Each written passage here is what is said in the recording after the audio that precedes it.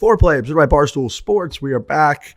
It's November. We got the entire squad. We got Lurch, Frankie, Trent, myself, Jake, E-Bug, Garrett, the whole squad that brings this lovely little show together week in and week out with videos and promos and podcasts. So once again, like I said, we are back. We had a lot to talk about today, actually. There's a lot going on in the golf world for early November, from Saudi Arabian golf takes, Greg Norman. We got a new winner on the PGA Tour for Bermuda.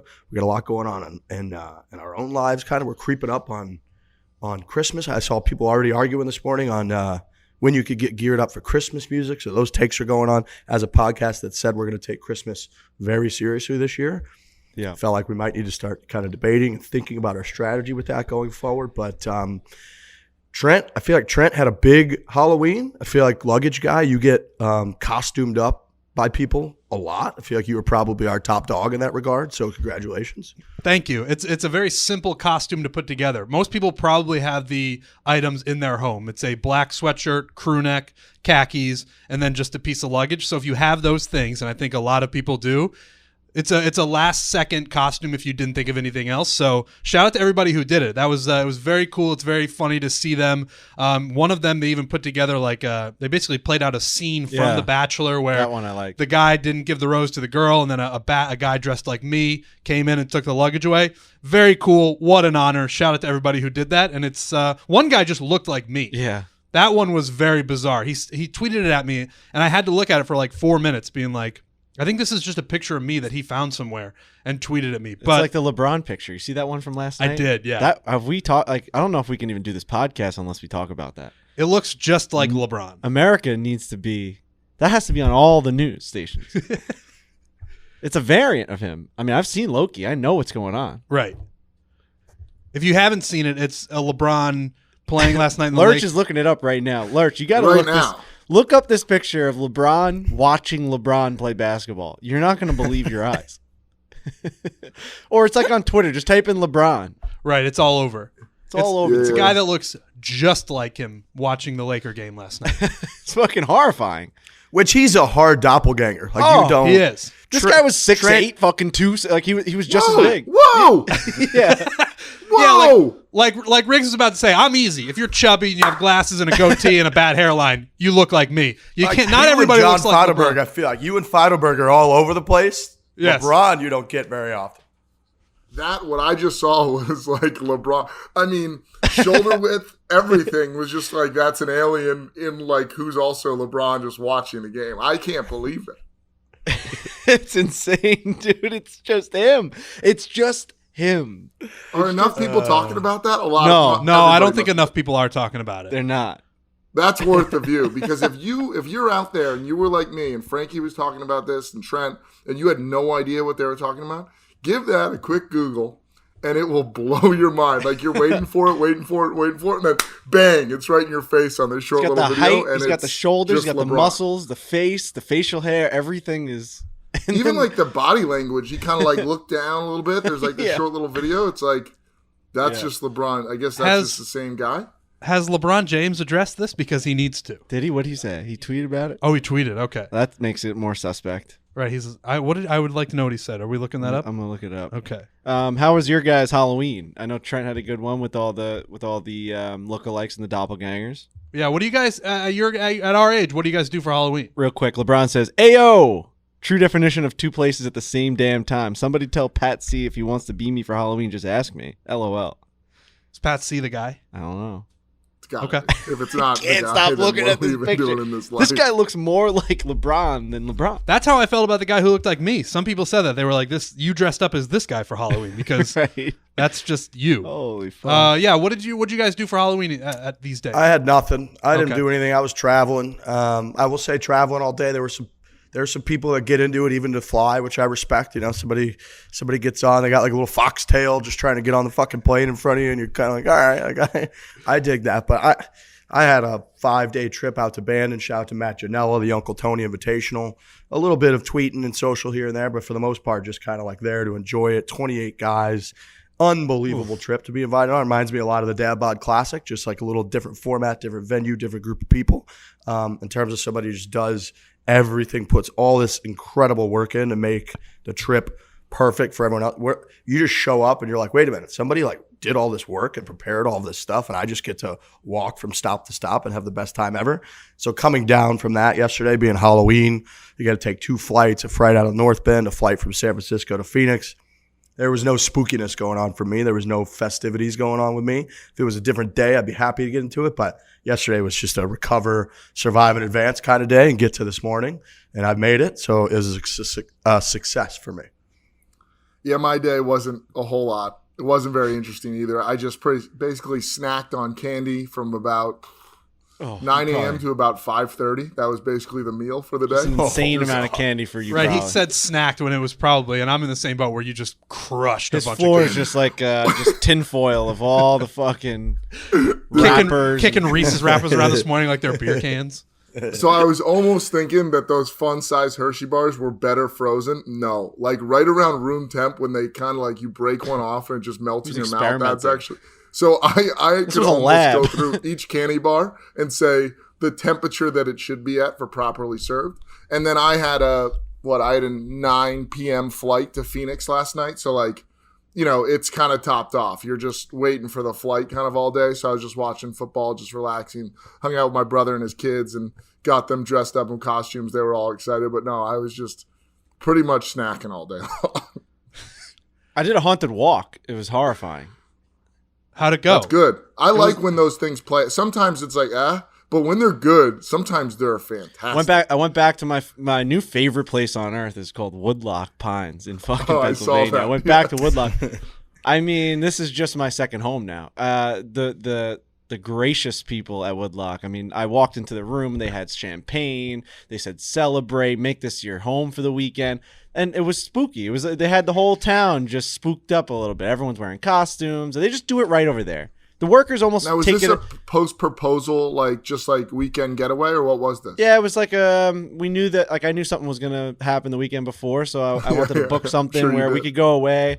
So it was a fun little getaway, and but the walk, man, they do a good job. They make you walk over, and it's pitch black, and you walk over to like the North Lodge of Woodloch, and they pick you up in a hayride. So they drive you through the cold Pennsylvania, like mountain forest area, and there's fog everywhere. So you're sitting on this thing with like all these strangers, and everyone's like, where are they taking us? I really got into it, man. I'm starting to my heart rate's starting to go up. My whoop was off the charts. Because nothing's going to happen, but what if something does happen? There's always that fear of like one of those chainsaws are going to be real one of these days. Yeah. So, which is why they work, right? Like that's why they have the chainsaws. They want you to think that it's going to be fucking real. And then you pull up to this. I mean, the work that they do there, it's like Disney. Like they really fucking do it up. There's this huge orange gateway and all this smoke, and you walk through it, and now you're just in the forest, and people are fucking popping out of everywhere. There's certain parts where like there's strobe lights where you can't see anything but smoke and strobe lights, and then clowns are just like moving in slow motion, laughing in your face. I was like gonna cry. I was really. That sounds like a good walkthrough. It's a 16-minute walk. Real minutes. That's longer than I want to be in there. That's half an episode of TV. Long, You're like, holy fuck, I got to get. It was crazy, man. They do a good job. That's like a 2-mile walk. Or what are we doing here?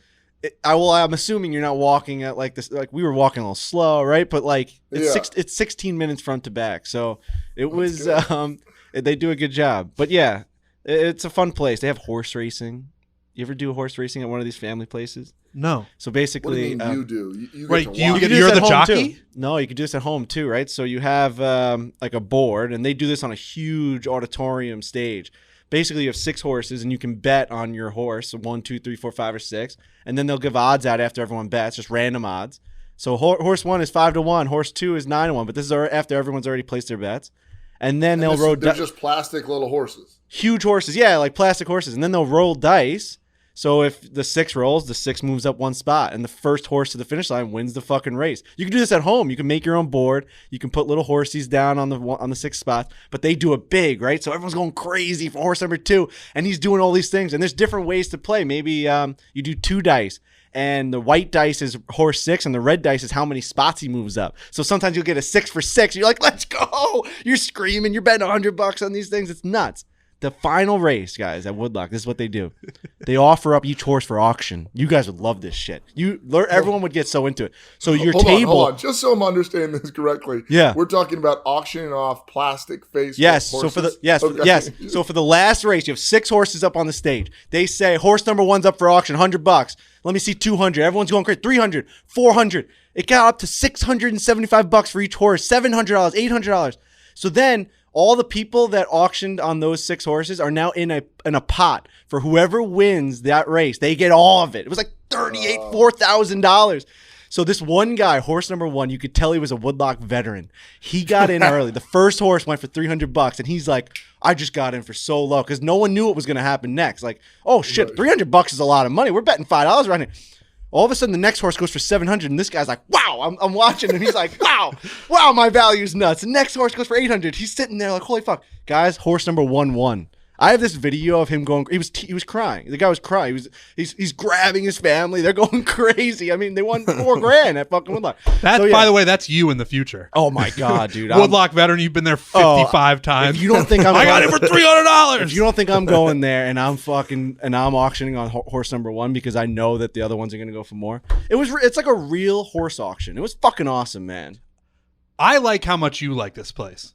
Tell me that doesn't sound fun. That sounds really fun. I like when you just like anything in general. When you're like happy and you get I know you like stuff out of something an when you compare it to experience, that's Disney. Yeah, that's true. When Frankie compares something to Disney, he loves So it. we walked this little shop. They had a little coffee shop, and everything is so perfect. They have like a little chimney of smoke, and I'm like, this place looks like fucking Disney. It was like the 10th time I said that. Yeah. So it was a fun weekend. We did an escape room. I couldn't get out. You guys ever do an escape room? I wish they would not have let you out. I've never done one.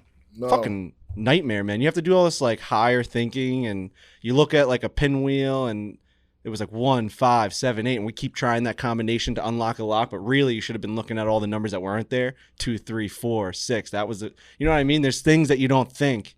What's the moment like when you decide that we can't get out? What do you do? So there's a person watching you on camera, and they're in another room, and you finally just go, let me out of the fucking room. Yeah.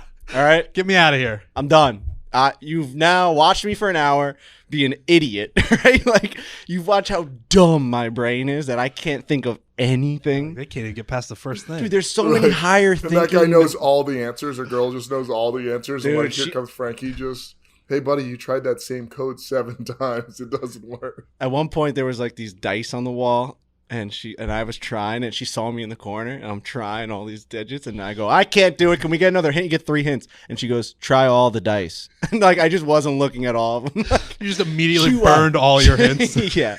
When there's another one where it's like you have to take this fucking card into the dark part of the room, and then it like glows. Like, I wouldn't think of that. I don't know, man. It's fun though. We should do an escape room also. Okay. I want to do all these things with you guys. I'm in. Who can get out of the room? We're just in there for a life. What's added to one of our travel series? Just escape room. Escape room. But the only thing is you'd have to grab the escape room when it's at its like end, or else then everyone watching the video would be able to get out. So you have to ask these people to make a new escape room for us, which I think they'll do. That would be fun. Let's do it. Let's do a fucking escape room. Okay. All right. One thing that Janella added to the Uncle Tony trip is a big Liar's Dice tournament. You guys ever play Liar's Dice? No, but tell me about it. No. Fantastic game. So he has Uncle Bill, who's one of the big staple in the trip, who ended up winning the whole thing with our guy SJ. So congrats to them. But he brings like 1,000,000 dice, and one night you show up to a room where the dice tournament's going to be. Every person has like a solo cup with 5 dice inside of it, and there's tables of 6. And if you finish in the top 2 of your table, you advance to the championship. You win the whole thing. There's a little bit of prizes or whatever. But each time, you roll the dice under the cup. Only you know what you have. And then it goes around in a circle where you guess how many basically dice of that number are on the table total. And you have to keep escalating it. So eventually you get put in a spot where you either call somebody's bullshit or you elevate it. So if somebody says like there's 6 6s, comes to you, you can either say bullshit and then everybody opens up and you kind of, or you could be like 8 6s, 10 6s. You keep going until it gets to you. And if you're wrong, somebody calls you bullshit, you're wrong, you lose a dice. Once you're done with all your dice, you're out. Last person left in the whole game wins the entire thing. Wow. And it is such a like cheap, simple way, because right on these golf trips, everyone, and this is what Janelle always talks about, everyone's looking for their competitive fix the whole time. Like rounds of golf, you're having matches, a cradle type course or the preserve or a putting course. Everyone's trying to compete the whole week. So all of a sudden you put everybody in these games with this liar's dice. It's super simple to pick up on the rules, like a couple spins, everybody kind of gets the hang of it, and you just go until you're all eliminated. Every time somebody gets eliminated, we're singing nah, nah, nah, nah. The whole room's like chanting, chirping them. They're like throwing dice across the table like fuck every time they get – it is – such a simple way to add a ton of fun to a buddy's golf trip. It's awesome. That's electric. I like that. It's awesome. Now, when it comes to you, do you get to say pass, or is it just BS, or I up the number? So if it's like we're going around on sixes, can you be like 5 sixes, 6 sixes? Can I say pass because maybe Frankie wants to say, hey, I think there's 8 sixes in here? Like, no, you basically get two choices. You can either escalate it on that same number of dice. Yes. So if 6 is the highest. So if it's somebody said 6 5s, you could either say 6 6s or 7 whatever, 8 whatever, 9 whatever, but you have to keep going up, or you call their bullshit. So you could get put in a lose-lose situation. Yes. Like that can happen. Yeah. But you're trying to figure out that fine line that you're on and like looking at people and being like, what do you got under there? Because somebody will lead with like 7 6s. They might not have a single 6.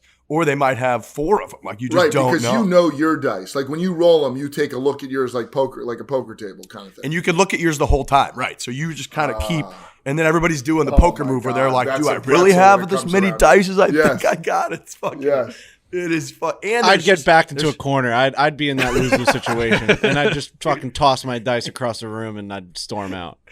And it's unreal because like you'll get somebody on your left, because the whole thing moves clockwise. So you get somebody on your left that like one game, you get somebody who's super aggressive or you'll get somebody who's like kind of a pussy. So you could just push them around the room and like all this is just kind of going on for the whole time. And then there's also just something we were talking about. There's just something physically exciting about like shaking up dice and slamming them onto the table and looking. It's just fun the whole time. So it's a great addition to really anything. But, people are always looking for like card games or they try to keep it simple but fun. It's a fantastic addition to the whole thing.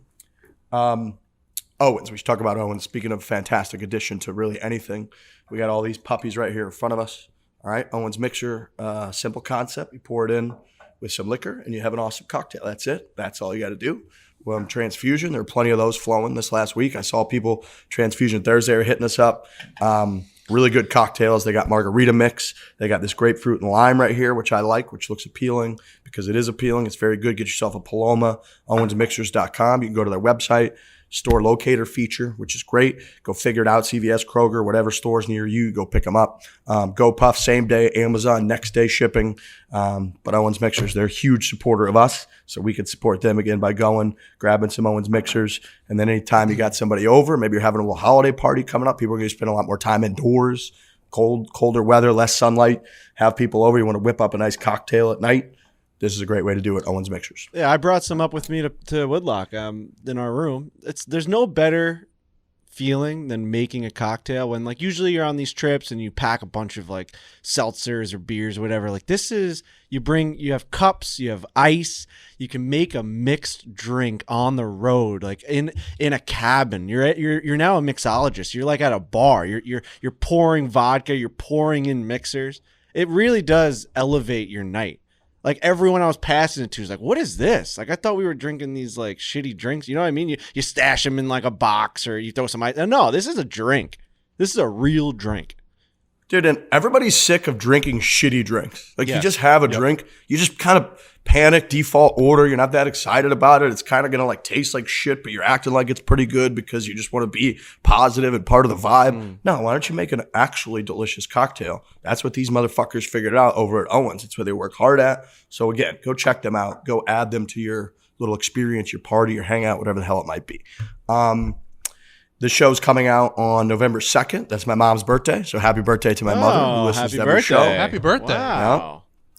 And then my sister's birthday is November 5th. She listens to every show as well. So this week, big birthday week for the female members of my family. So to my mom, to my sister, happy birthday. Thank you for listening. Happy birthday. Happy birthday. Yeah, we're actually doing a nice little, one of my cousins getting married in Austin this weekend. So I'm going to be in Austin for a couple of days. We have a little birthday wedding kind of mix up and hang out with the family. So I'm excited about that. Speaking of family, my nephew Robbie last night, they're trick-or-treating around my nephew Robbie and my niece Mary Kate. They're trick-or-treating around the neighborhood. They got to do the full fire truck experience. Fucking fire truck pulls up. The boys open up the fire truck. Robbie's in there like among kind of the fire suits, and he's like in there taking pictures. Biggest smile on his face you've ever seen. I had forgotten how much as a child. Fire truck comes in, just puts asses in the seats and blows the whole thing up to another level. So seeing that footage, that video of him and my niece in the fire truck, oh boy, were they jacked up, fellas. They really firemen really did a great job on, the theatrics of being a fireman really do resonate with just like the world. Like we love them. We love them. Like you don't look at any other car or vehicle the same way you do as a fire truck. They just nailed it. You know what I mean? Yeah. It's like a fucking They're almost play. like Air It's a Force. play on Almost wheels. like Air Force or pilots in like the Navy. I feel like they've got kind of that going on with Top Gun and the all whites and shit. But there's like that. something about Firemen, the red and Even when a fire truck would drive by as a kid, not with the sirens on, just like driving by, people would stop and be like, "Look You at just that look at fucking it, thing." you know, I you're remember just- it was Engine 4 would just drive by, and everybody was like, "Look at that It's all thing, these man!" buttons inside. The guys are sitting there. They're looking at each other. And the to seats get all- to the fire truck, they slide down a pole. Oh. People get excited about holy the pole. fuck! They nailed the branding. Like their The theatrics branding of and it marketing are fantastic. phenomenal. It's fantastic. Shout out to all the fire trucks and the fire. It's like a producer thought, like, how could we make this occupation really cool? They sat around a fucking table and they had like a writer's room about how can we market firemen, and they nailed it. People love it. Yeah. Yeah, they just crushed it. Dalmatians, So, yeah, Dalmatians, the logos. Oh my god. Dalmatian thing. Where did that come from? You're right. I don't know. Yeah, that's true. How'd they get that under their umbrella? 'Cause, Now, I the wanna say PR this side was- of it, I want to say this is a people Frankie love fact. Firefighters. I want to say this is a boy. Frankie fact, but I think maybe Dalmatians were like howling on top of fucking, like they would like let people know that they were coming. That was the original horn. You're telling me Dalmatian was the original horn when they send that thing Please off tell into me the that's town true. fire? Tell me that's Please tell true, me Jake. that's I didn't true. even look that up. Tell me, Jake. Dalmatians were dogs that were easily trained to run in front of the engines to help clear a path and guide the horses. Fucking right. That's not. That's a horn. No, Yeah, that's pretty accurate. That's though. pretty That's much pretty the accurate. accurate. horn We're gonna lets give them that to you. know it was a fucking. Okay, give that I was to you. thinking, yeah, I'll give that. I was thinking the town horn, or at least in my town, if there's a fire, they'll send out like an outrageous horn that will like catch every like. Oh, I'm saying they would sit on top of the fucking truck or maybe in front. Got it. Yeah. Yeah, that I'll give that to you. That works. That checks out. That's And now like- a lot of Dalmatians are known as pets for firefighters in the houses in honor of the heroism in the past. Awesome. Really cool. Awesome. Just a really cool occupation. Shout out to all of our firemen. Really cool shit. Josh Allen, he nailed a Phil Mickelson outfit yesterday, Yes. costume yesterday.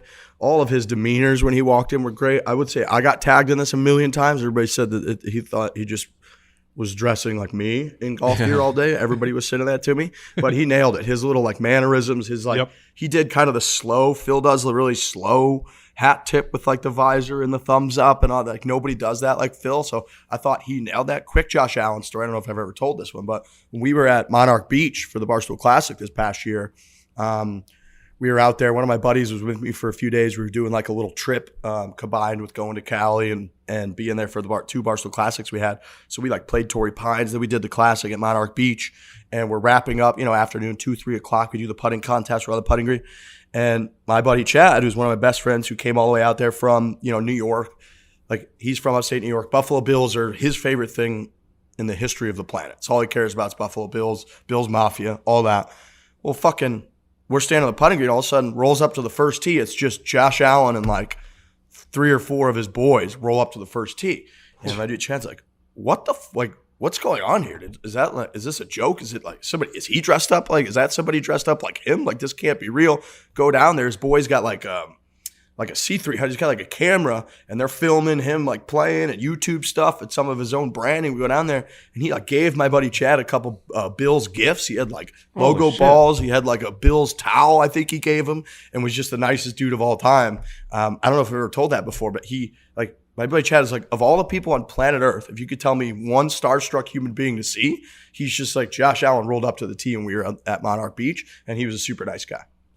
Josh Allen, we did a pizza review with before he was drafted, and there was all that JoshAllenIsTall.com by Part of My Take, and there was all this like hoopla about Josh Allen. I knew of him in college, but obviously, the Jets passed up on him, the Giants passed up on this guy. You didn't really think of this guy as like a top quarterback prospect. If you were just for me, I'm not the biggest draft guy, so I think of the top names and that's it. And Josh Allen, for me, when we did the Pete's review, I'm like, oh, this guy seems like a pretty normal dude. I can't imagine he's going to be like a stud quarterback. He had his family with him, on the Pete's review. I'm like, this guy just seems like an immature, tall, doofy kid, and now he's a fucking stud. I mean, he's been a stud since he started, but some now of the throws he makes are disgusting. He's arguably one of the best quarterbacks in the league, right? I mean, and statistically, that's proven. Yeah, he just is. He's one of the best quarterbacks in the league. It's fucking fantastic, man, and I couldn't be happy for that guy because he is such a fucking good dude. He's just a solid dude, man. Let's go golfing with this guy. Yeah, no, he's a really, really solid guy. We'd all love him. We saw him at the Super Bowl. He came, and we did Sam Darnold pizza review, and Josh Allen just came to watch. He was he's like, oh yeah, I'm like a pizza review veteran. I just kind of want to be in the mix. And he would stand behind me and be like, so how do you film this pizza review? I'm like, I just aim the camera at him. So yeah, he's just a fucking solid dude. I really, this little red button, and I just point it that way at that guy. Try to make it sound more complicated than it is. Oh, it's actually it's going to lead to elbow surgery, but yeah, no. Speaking of that, did you talk to your doctor? Oh yes, I did. Let's talk about that because I want to hear about it. He wasn't a fan of the tweet that I put out when I said, don't show this to my surgeon. First thing he said to me, he's like, I was like, yeah, I played the shows and I practiced a little bit. And he goes, oh, was that when you said don't show that to my surgeon? I was like, yeah, that was the one. He didn't find it funny? He didn't find it funny. There was kind of an awkward moment right after he said that where I was kind of like, and he just went back to his notepad and chicken scratch. Were you expecting him to not be dialed in on that stuff? I would envision, for whatever reason, my surgeon's separate from the real world where we tweet and we do stupid shit. But yeah, he seemed to be pretty. He's a younger guy. Oh, fuck. Well, we talked about it. We hope that our surgeons and doctors aren't looking at our stupid shit. I got a DM from a dude when I put out that tweet, don't show this to my surgeon, saying, I'm neighbors with your surgeon. It'd be a real shame if I just showed this to him. And I was like, oh, it's just some dude DMing me. And I think it just ended up being true.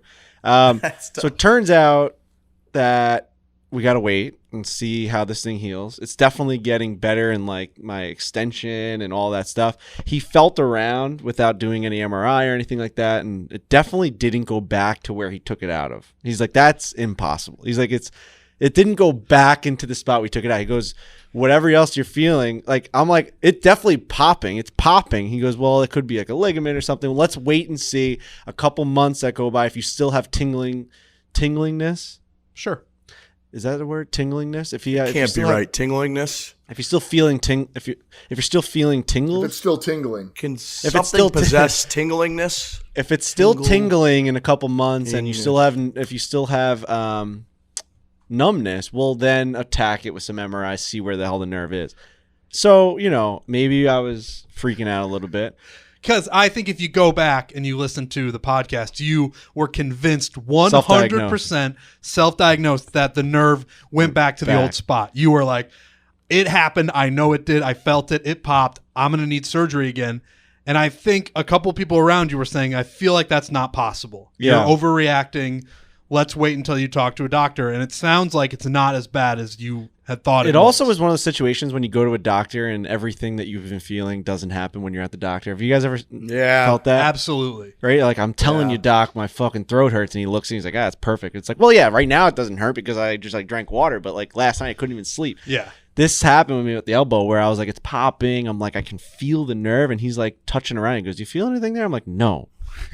He's like, you feel anything here? I was like, no, it feels perfect. He's like, all right, you're good to go. I was like, fuck, man. I can barely fucking sleep at night. A couple things. It turns out, one, I think it's not tinglingness. It's just tingling. Yeah. Which I think it's just tingling. And then, which I had to look up because I kind of wanted it to be tinglingness. It's a more fun word. And then two, have you guys ever had that when somebody tries to help you with your golf swing? Or if you if you've ever taken a lesson, you roll up, you're just hitting it pretty fucking good. Yeah. And they're like, yeah, I don't know. We don't need, they're like, no, dude, this never happens. I don't, you got to give me something because when I just don't hit it like this, it's a fucking nightmare out here. We're shooting a million.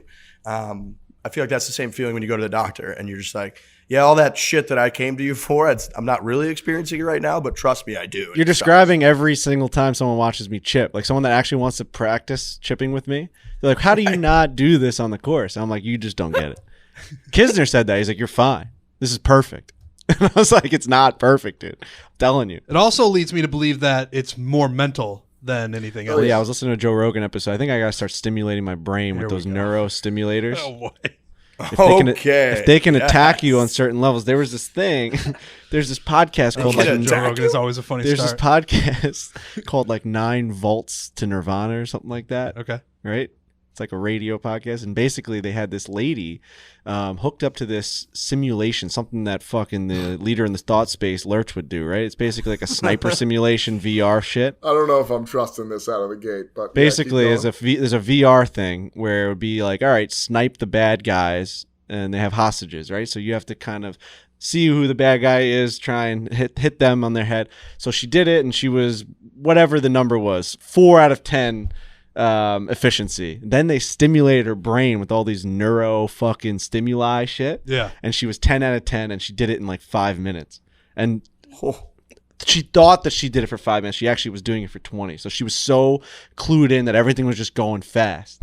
So I'm thinking if we do that for us, I don't know how accessible this shit is. It's not like you can just buy it at CVS. And what are the short and long-term gains on that, too? Like, if we checked in on this lady now, I know she did it at that moment where you fucking basically electrocuted her brain, but is she still firing her head? I don't know. She's feeling...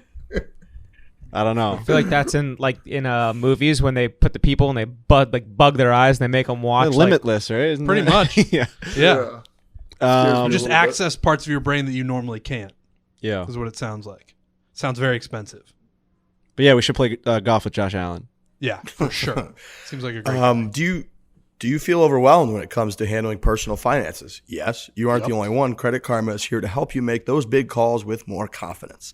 If you want to make a big change, if you want to refinance credit card debt or pay for an upcoming expense, Credit Karma uses your credit data to show you fresh personal loan offers that are personalized to you.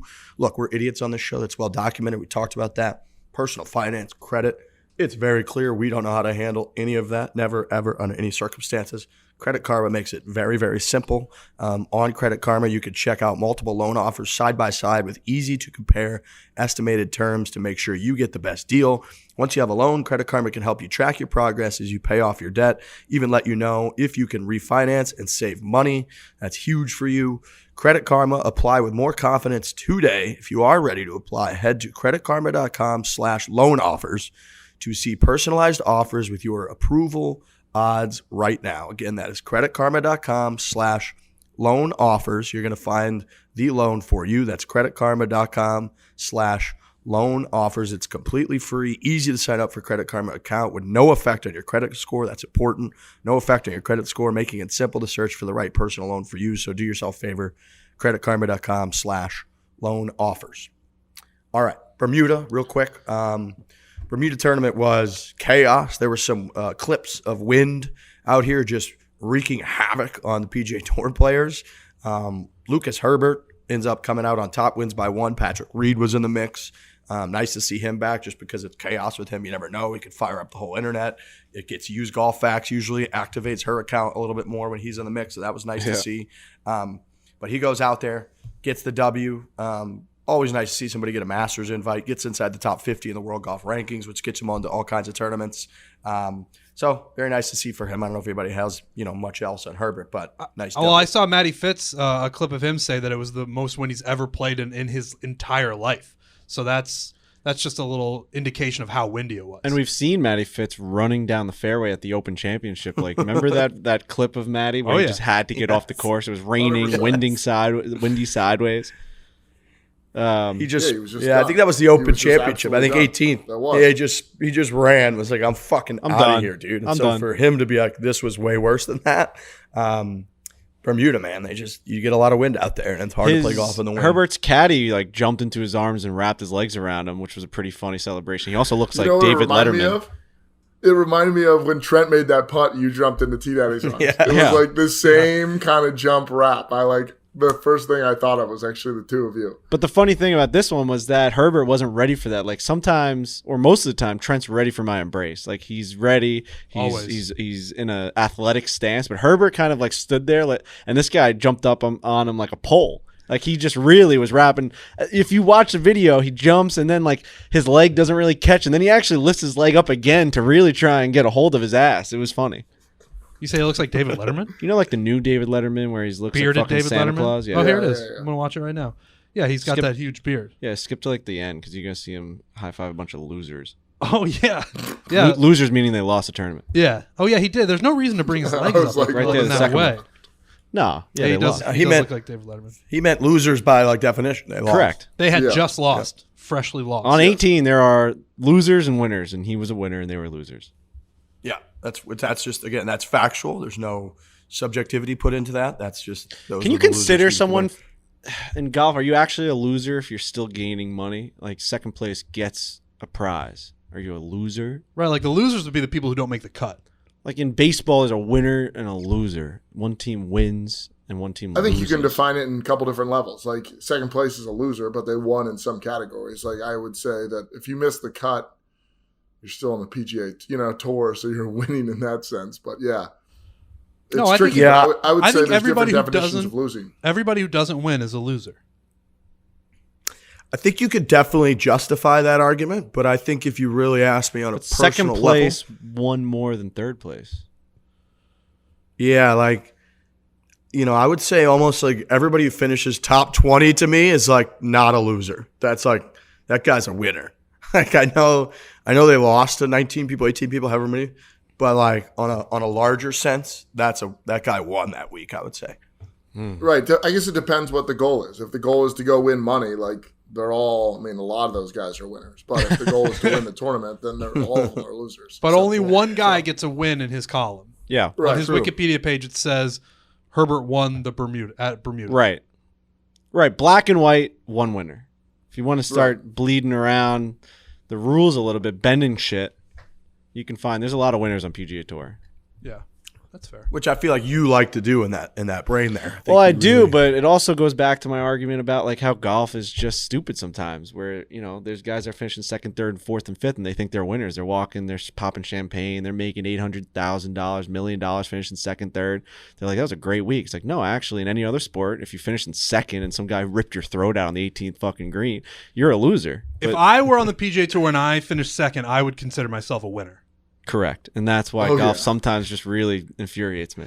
Yeah, it's not as cut. You and are dry. a winner. You're making a shit ton of money. You had a fucking fantastic, Hundreds of thousands and you of dollars. beat 140 other guys, whatever the number is. It's not. Right. You just got to keep it consistent in terms of what the goals are. If the goal is to go there and like win money, then yes, like second place is a big winner. But How does tennis? if How does it's to tennis win work? the tournament? How does It's the tennis same thing. work? Okay. Same thing. Basically, as far like every round. So in the first round, like to make a major, just to get in, I think you make 50 grand. Whoa. But then if you win the first round, you get to the second round, you might get 75. It just goes up on a per round level. I would say the expectations, I think, can and should change, though. Like, if you're just starting out, you get out there and you finish, like, top 10 a couple weeks in a row, you're like, fuck yeah, that was, like, a win. But then you might get to the Charlie Hoffman level. Remember that quote from him, like, 3 or 4 years ago when he had finished, like, second, third, fourth a bunch of weeks in a row, and he's standing in the middle of the fairway, and his caddy's talking about how he should lay up, and he's like, I'm sick of finishing second, man. He gets all rattled when it's like, yeah, you're making millions of dollars, but on some level, he just wants to fucking win. Like, you're out there to just beat these other people and other, like, you and other human beings who in theory are close to you, just beating you over and over again nonstop on a human level, I think just gets really frustrating. So I think your expectations can change, but overall, they're all winning in life. They play on the fucking PGA Tour. They're making millions of dollars. They're doing great. Right. Things are Is good. Louis Oosthuizen a winner for finishing second? Yeah, I would Yep. think so. No, not in like a sports debate. He's a loser.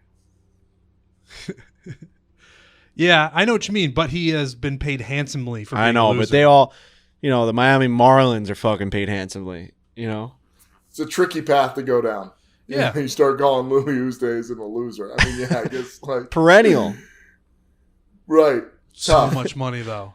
significant Boy. loser. He's like, oh, I if lost. he was and sitting he's- at this he's got a table, though, he mansion. could be like, you four are the biggest losers in the well, world. that's a whole other argument. Right. I'm just, it's tough to start throwing. We're talking Oh, X's yeah, and O's, so- wins and losses. We need to start turning golf into like cutthroat. I don't want second place being, we're handing out fucking participation trophies on the tour here. You trying to say Winner takes all. I want a winner takes Dude gets all. like $7 million for a PGA Tour event. Give me that. Nobody else gets anything. Everybody Give me else that nude. loses All of their money. Dubai Golf League or whatever they were going to do, and I just want fucking 20 golfers, one winner each week. Wow. And the losers have to pay out of pocket. Sure. Oh, yeah. I mean, that? like, if they're not getting paid, that means, like, we're losing golfers by the thousands. What if we trying start to make the PGA Tour? I mean, like, that means, like, you just got to beat Rory's of the world, the DJs of the world. I mean, just nobody's making money. What if we start a league where you give 12 golfers like $100 million to start each, and then every week they have to pay out the winner, right? A little bit. Oh, dude, how sick would that be? Right? So like one you're basically winner. saying it's like Monopoly. You start with money, you go around, you gotta, I guess pass go is the to get your money back, but you go to the Bermuda Championship, you should have an off week, you go 75, 73. You got to just get ready to ante up your share. But John Rahm could win 10 in a row. We just got to come up with $1.2 billion to start our new league. John Rahm could win. Right, John Rahm could win 12 events in a row and be a billionaire. The other guys are fucking got nothing. They wasted their time for a year. That's why nobody's playing golf. Like anybody else signing up for this, like fuck that. Fuck, man. We make Greg. It's a good segue. It's a good segue into the information coming out from the Global Golf Tour, Premier Golf League, whatever the hell you want to call it. Basically, the Saudi-backed new golf tour that has been threatening for a couple years now on the PGA Tour, really several decades.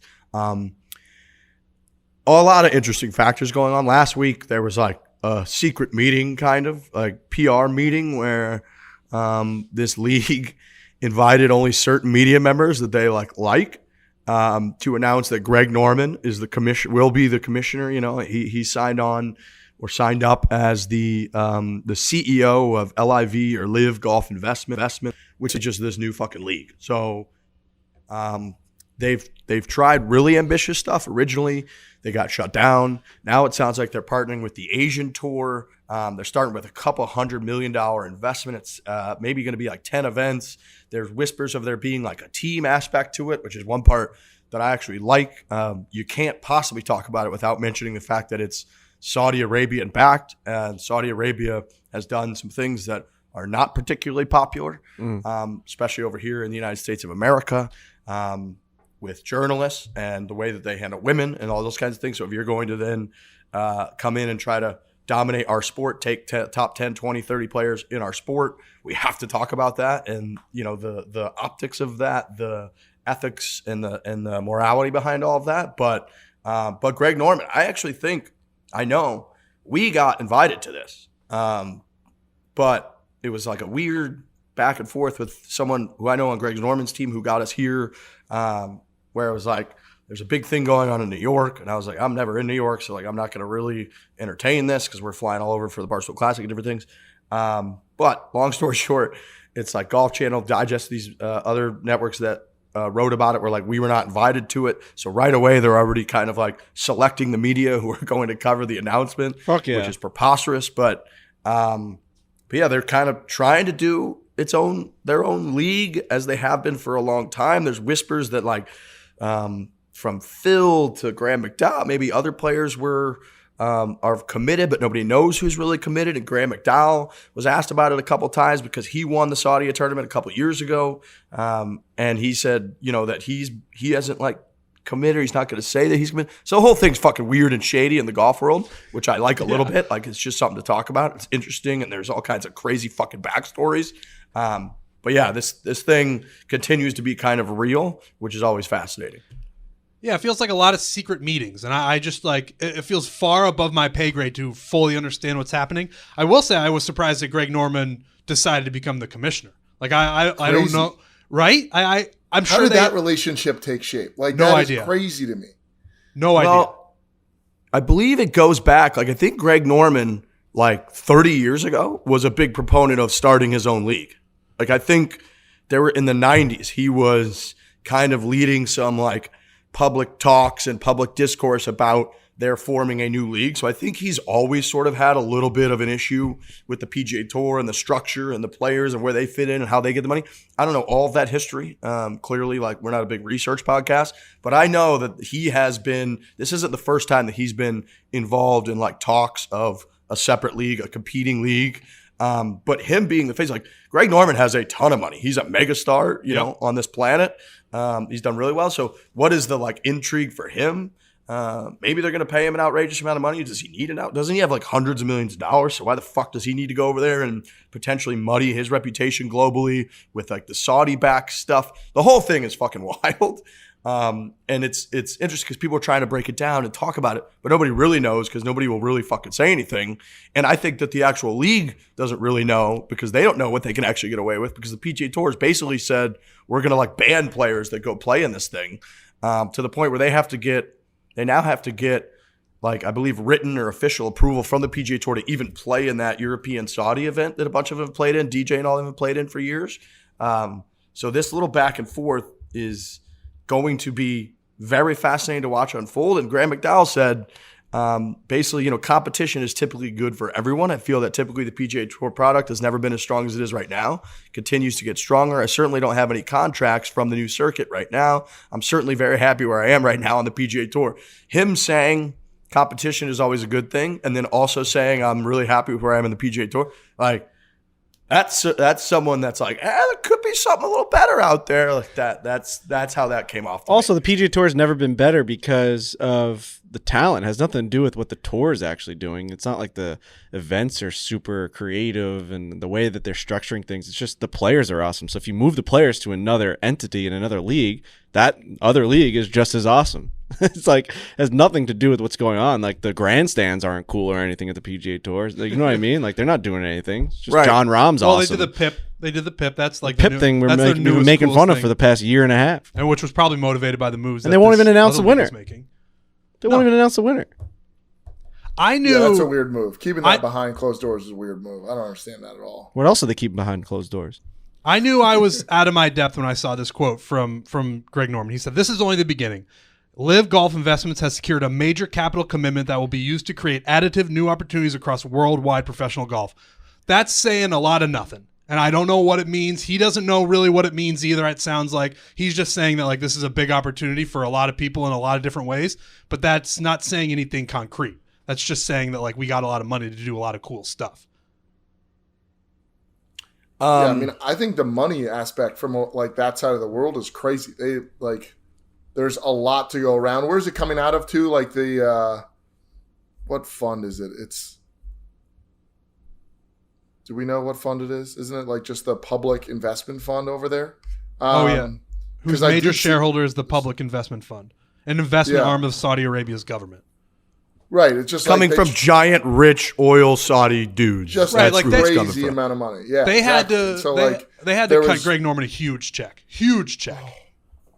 What is this? Is there just a a royalty, a prince or something over there who just loves golf? Like, what is going? Like, why are they of all the things in the world? They're like, golf, man. We're getting Greg Norman.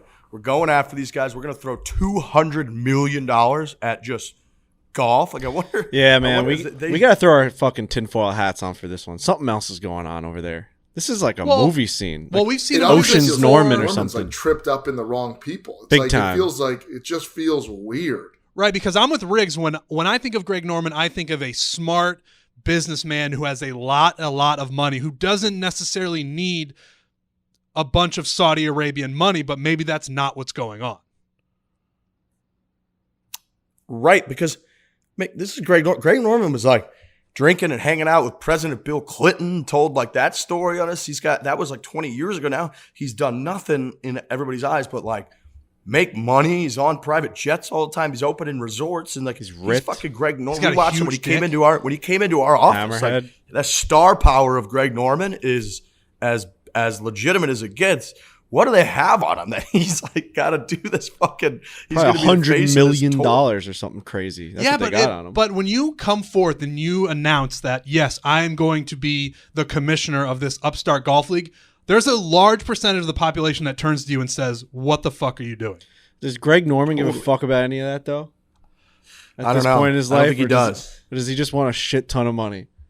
This whole thing is about a certain amount of people making a shit ton of money. That's all this is. That's true. We do nothing. No matter what they play in, no matter what tournament they join, This whole debate and all of this talk is about a certain pack of people on this planet debating on where they want to make a shit ton of money. And Greg Norman has now done the math and said, I can make a shit ton of money here more than I can make a shit ton of money anywhere else. It really comes down to the scenario of what's your price. Right. Like how much And money they have are you no willing price. to take the public heat? How much will that cost? And I'm blank sure check over there, dude. Yeah, I'm sure it is. And I'm sure for Greg Norman, it is just an insane amount of money. But you have to understand, and like you said, maybe Greg Norman doesn't care. People are going to look at you and be like, that's interesting. My question is, how many people said no before they got to Greg Norman? Because there's no way Greg Norman was number one. They went to everyone before him. You know what I mean? You don't think they went to Jack and was like, imagine Jack Nicklaus was the fucking commissioner of our new fucking league? It would be proved within a day. I legit think they went as high as they could go. I think they probably went to Tiger. Jack, right? Phil, that's what I mean. Everybody. They're like, look at all this money we're going to give you. They stumbled on the guy wrestling sharks in Australia. Like, this guy's fucking crazy. But, I mean, so I'm reading this. In 1994, Greg Norman attempted to launch a startup league called the World Golf Tour. The bid flamed out, blocked by the PGA Tour, but the idea has never gone away. So he has history in this kind of shit. That's a good point. But, yeah, I mean, Greg Norman, when we had him on the show, he was fucking awesome. Like, he was one of our favorite guests. He was super cool. He told amazing stories. Top 5 guests? A real aura. Like, some people, you hear about people having auras. Greg Norman has aura. Top 3 guest of all time? Yeah, totally. He was excellent. And then he had like the run-in when he was on the broadcast for the U.S. Open with like Fox, where that flamed out after like 1 year, which seemed weird. So he's got kind of this, I don't know, like a little bit of bad juju on some things for whatever fucking reason. And now him jumping in with the Saudi back thing. I think, like we said, everybody can talk about the intrigue from the league and the format. Is it going to be? None of that matters. It's just money. Like, if they just all agree, like, yep, I'm going to make $50 million to play 10 events a year for 10 years, done. I don't care who the fuck's backing it. I'm not in politics or, geopolitical affairs. They're like, I just hit a golf ball around a fucking field, and if someone's going to pay me $50 or $100 million to do it, done. I'm doing it. I think it's pretty much that simple. Some guys might have a little ethical clause in their brain where they are like, no, I'm not going to do that. Great. I think Rory's come out and been against it. That's great. That's incredibly respectable. But I think if you're going to look at how this is all going to unfold, there's just going to be a good amount of guys that are probably like, yep, pay me an outrageous amount of money. I'll play golf wherever you want me to play golf. Let me see that cock. Let me see that cock. Especially the Graham McDowell's of the world. It's like, yeah, my career's kind of on the backside. Look at this fucking cock. Look at this fucking cock on this guy. I mean, look at the cock on this dude. Greg Norman's got a hammer. And that's not, we're not, big one. We're allowed to talk about it because it's on his fucking Instagram still. Look at this thing. You don't even have to zoom in anymore. You can just see it. I could see it. Me and Lurch could see it from Arizona, baby. No problem. We could see that thing. Yeah. That's nice. You don't need $100 million when you got that thing. No, but, I guess Greg Can't Norman stop looking feels at differently. It's got a gravitational pull. It's got more gravitational pull than the moon. And it's not just golf. Like, I remember a year or two ago when pro wrestling, like they went over to Saudi Arabia, and it was an event for four Saudi princes just sat next to the ring, and they took pro wrestlers over there, and they paid them just an insane amount of money. So you guys are right when all it comes down to is for some people is how much money do you want to make doing this? And I'll give some people the benefit of the doubt. I bet that there are golfers out there that are like, all right, if we do this, we're changing the course of golf forever. That's what they will be doing. They're going to just like ruin the PGA Tour. It'll be completely depleted, and all the best players will go to this other tour, and they'll play only a certain amount of events, whatever. So like, I'm assuming a lot of the decision will go into that as well. All right, and I'm going to make $60 million extra here, but at some point, this is your moment to either change history or just keep it going. They can actually change the history of golf right now. Well, isn't that kind of like what AEW is doing with the WWE and like? Right. It is, but with this, it gets more complicated because of who's backing it.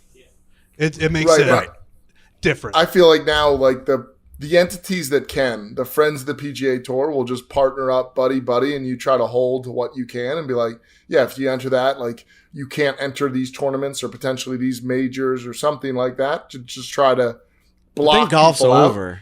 Huh? Golf is over then, because if the guys just go over there, play the events, and you just get rid of the majors, golf as we know it is forever done. Right, because broadcast rights are a really interesting question there too, because how are we going to watch these? Who's going to put these on TV? Are they only going to be on the internet? And like Frankie's saying, if the biggest stars go over there and they do this and we aren't able to see them, golf is dead. Imagine the Masters with like a Saudi prince putting on the fucking green jacket on the winner. Like, it's like I'm picturing a world in 100 years where like, because of this decision that Greg Norman and these guys are making right now, golf forever is just different. My gut feeling on the whole thing is it's an interesting idea, I suppose, but they're not going to get the star power that they need to actually power a league. Like, that's been the biggest problem thus far, because they can't get the Rorys of the world to jump over because of the problematic backing. I was going to say, the problematic backing is what's going to never let this happen. Yeah. I mean, you just can't. In this world, in 2021 specifically, you cannot have the biggest names in golf go to a place in which they're like doing horrible things, noted horrible things that everyone in the world knows about.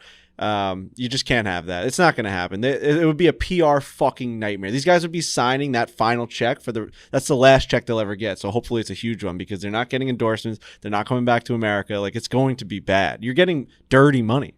Not like dirty money in the sense of how it was made, but like, I mean, fuck, man, there's a lot of bad stuff going on over there. Lot of bad stuff. Yeah, and I think that's probably going to win over. I think you're right. It has I think to. that's pretty much it.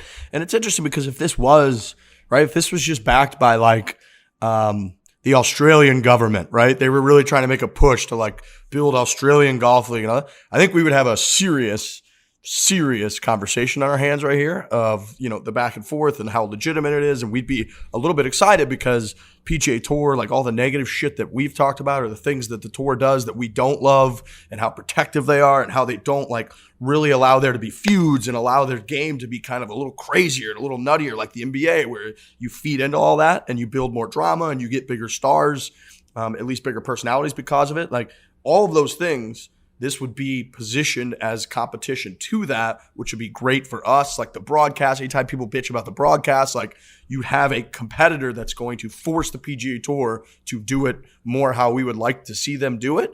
But when it's the backing like that, you just can't endorse it. You just fucking can't. It's like, it's not worth it. Like, you're going to sell your soul. And again, I think some people probably are willing to, and we'll maybe find out in the coming months who has or who hasn't. But I think there's a fucking reason that it hasn't been like leaked or revealed, because I don't think everybody's wrestling with that themselves. And clearly the thing hasn't been able to get anywhere until this is the first real step, it feels like, with Greg Norman as the helm.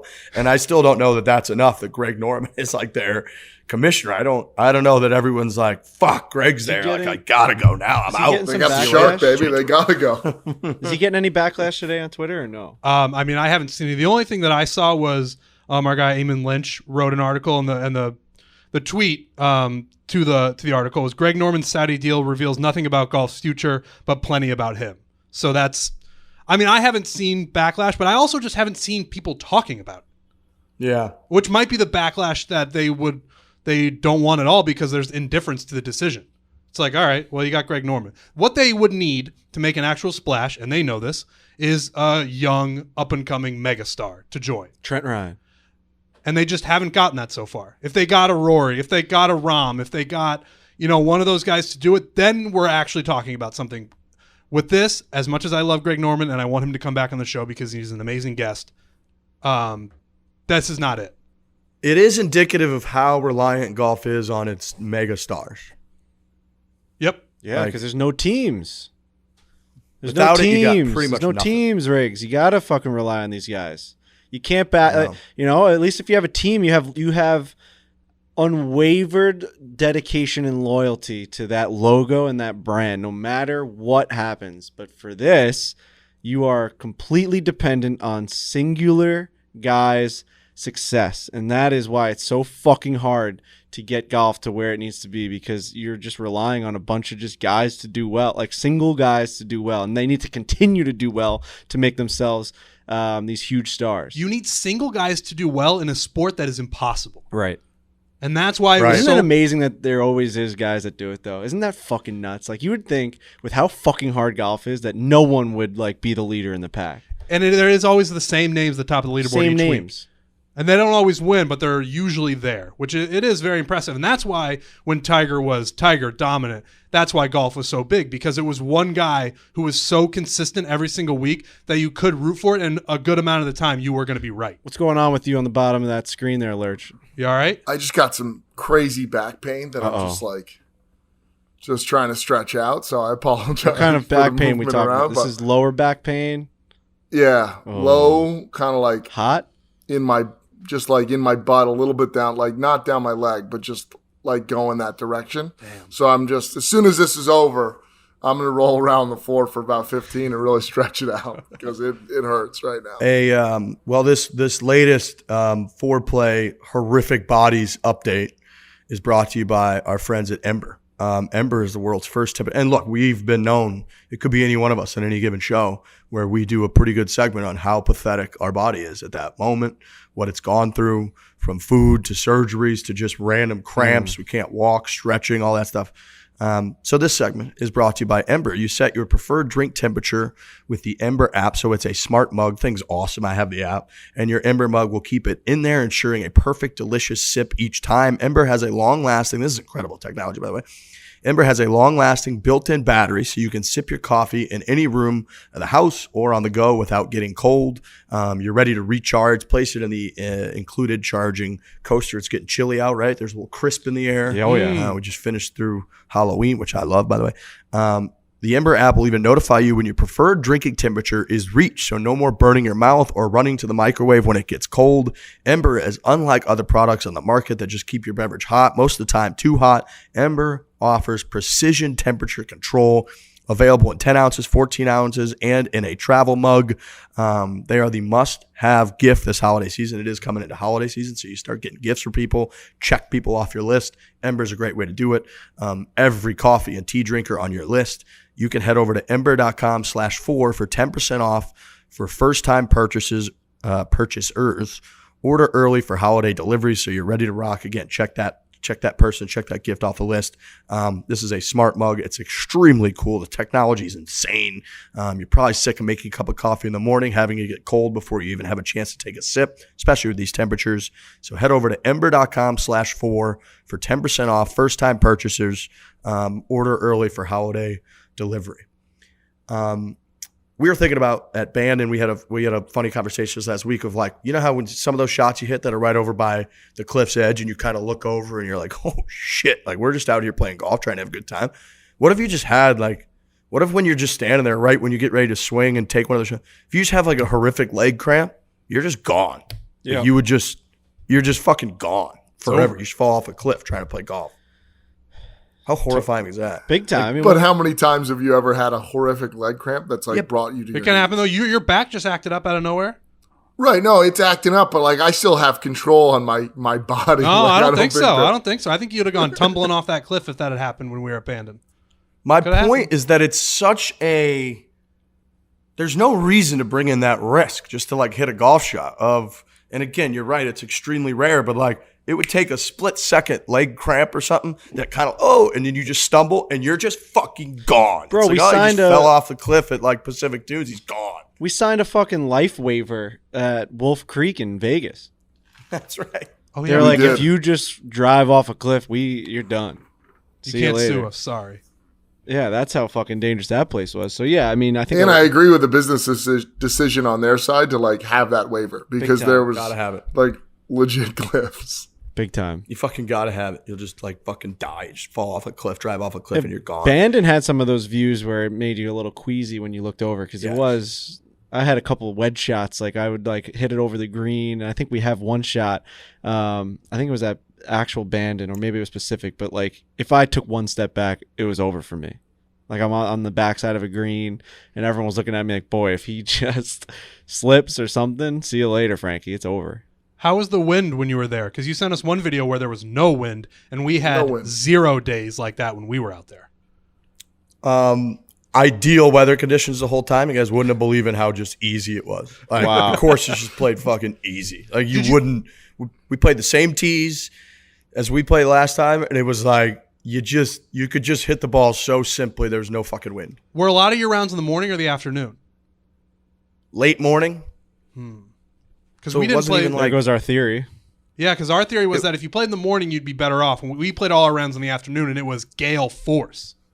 And that's usually true, but like not necessarily as gale force as it was for us. Like the wind just almost never picked up. I mean, the last round that we played at Bandon Dunes, there was, I would say, for 80% of the round, there was less than a 5-mile-an-hour wind. You just like, the flags weren't even moving. It was outrageous. It was dude, that first tee shot at Bandon Dunes, right by the clubhouse there. It's this short little par 4 that goes uphill, second shot. Like when we stood on that tee and played our final round at Bandon, it was a 34-mile-an-hour wind in the face. You're right in front of the clubhouse. It was like you had to smoke a driver and then hit like a really good mid-long iron where you like lost Lurch. Lurch is just... Stand up and do the pot. You got to stand up. You Why? can't be laying down anymore. He's got to stretch out his back. Oh, God. So this is the guy that was just like, what, you'll be fine. You wouldn't fall off a cliff. You can't even stand up. Right now it hurts. I don't know if you can hear me on the mic, but right now it hurts. So you essentially played different golf courses than we played when we were out there.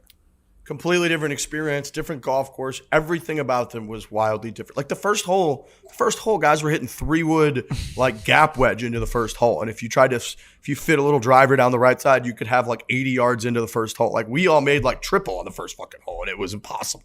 It was turned on over here. It was draining because we would just walk against the wind where it just took a lot out of you. Without that, I would have had more energy. Are we able to show that on YouTube? We're going to show him rustling around a bed? At least he kept his shirt up. Now, Riggs, did you play Old Mac or no? Not a single person in our group played Old Mac. Okay, because that's the one course that I was like, this is nearly impossible to play this course and like pretend that you're actually even golfing out here. Yeah. It's impossible. That group's not a big Old McDonald fan group, just like ours. Yeah. Like, I mean, no, it was too difficult. It was. We were there for 5 days, and no one played Old McDonald the whole time. Yeah, I guess it's a test. It's a tall test. Yeah, it was. But the rest, again, if you get like almost no wind like that, it's laughable how much different the golf. I mean, I think I shot 20 shots better on Bandon Dunes than I did when we played. Like it was. Wait, what is that? How could that be possible? It's just crazy how much different it was. So yeah, it was good. It was a fun experience. All right. From the gallery. We got some from the galleries to get through. We're going to start with Scott. Foreplay at barstoolsports.com. Shoot us an email. We'll read it, and if it's good, we'll talk about it on the show. What are the odds Tiger Woods will play in the 2022 Masters? 0. What? 0%. What is that, 5 months from now? Yep. He won't play in the Masters. He'll play in like a tournament that, he shows up to. 1 million people are going to show up to the tournament. Before or after? It'll be after. Yeah. 5 months seems fast. Now that I put that in my head. Seems fast. April's going to be here. I'm not going to say 0 though. I'm going to say 15%. Yeah. That feels right. I'll get my panties in a bunch if he shows up. Right. I mean, I'll be doing backflips if he's playing in the Masters this year, but I also don't know if I want to see him in the Masters just yet. I want to see how he's playing. You want to throw our guy into the fucking Masters and risk like something bad happening? I just want to see him play. Same. But like, well, no one's saying it has to be his first tournament. Like, what if he plays in a little Florida swing building up to the Masters? That's even less time. I would think that the percentage is 0 if he doesn't play a tournament before the Masters. Yeah, but after the whole 2009, that thing that we don't really talk about much, first thing he did, came back, played the Masters, wore sunglasses the whole time. Finished Finished like 4th. Finished Almost 4th. I think he finished 4th, yeah. Now, granted that he didn't drive his car off a cliff. He hit a fire hydrant, so it's a little different. But, this would be off the charts. But I'm with Frankie. I don't think he's just going to be like, hey, next week I'm playing in the Masters. Good luck, everyone. I think there'll probably be a little bit of a build-up. Fuck, it might be 0. It is 0. Because it's not 0. We're like, all right, so you're saying he's got to play in a tournament before the Masters, which I agree with. That's even less than 5 months. And we haven't even seen him. We've just seen him with a sleeve on his leg, leaning on a golf club. We haven't seen any sort of progress with his game. Here's a question for you. What's the percentage that he'll play in a PGA Tour event again? 100. It's a good question, too. I think on this show... I don't think it's 100. I don't think it's 100. Now we're having a different conversation. It's 100%. It's 100%. All right, Riggs, if we're off this show, what's the percentage? No, I'm saying like this show seeps into every part of our life. The show is who we are. This show, 100% that man plays on the PGA Tour again. Even okay, if you're not going to give anything 100, like when you look on the forecast sometimes and they have 100% chance of rain the next day, you're like 100. You guys are wrong all the fucking time. You're 100%. It's going to 95. Rain. So yeah, right. I would say we're in the 90. Anything could happen. Like a fucking asteroid could land and destroy Earth, and he doesn't get to play on the PGA Tour next year. So like, I'm not going to put it at 100. I'm going to say 95. What's your number, Lurch? Yeah, I think it's like close to 90 or 85 or 90%, I think. Okay. All right. You know when they say it's 100% chance of rain the next day, they actually don't say that there's 100% chance it will rain. It's that 100% of that area will receive rain. Oh, it's a little loophole. It is. Yeah. Wait. Say that again. When they say it's going to rain in Scottsdale, there's like a perceived area of Scottsdale. And so if it's going to say it's 80% chance of rain, it's not in Scottsdale. It's in like the area that it gives Scottsdale. That one raindrop will hit that area of Scottsdale? I've always been told, and this could be wrong again. What? This is a Frankie fact. Sounds like the same thing. It's going to rain in Scottsdale, 100%. They're not saying that it's a 100% chance of rain. They're saying that 100% of the area that you've searched will receive rain, right? So like there could be like I don't know, like the place. Oh, really? Right. Like so, yes. All of the area will receive it, not necessarily that one tiny area will absolutely get rain. Correct.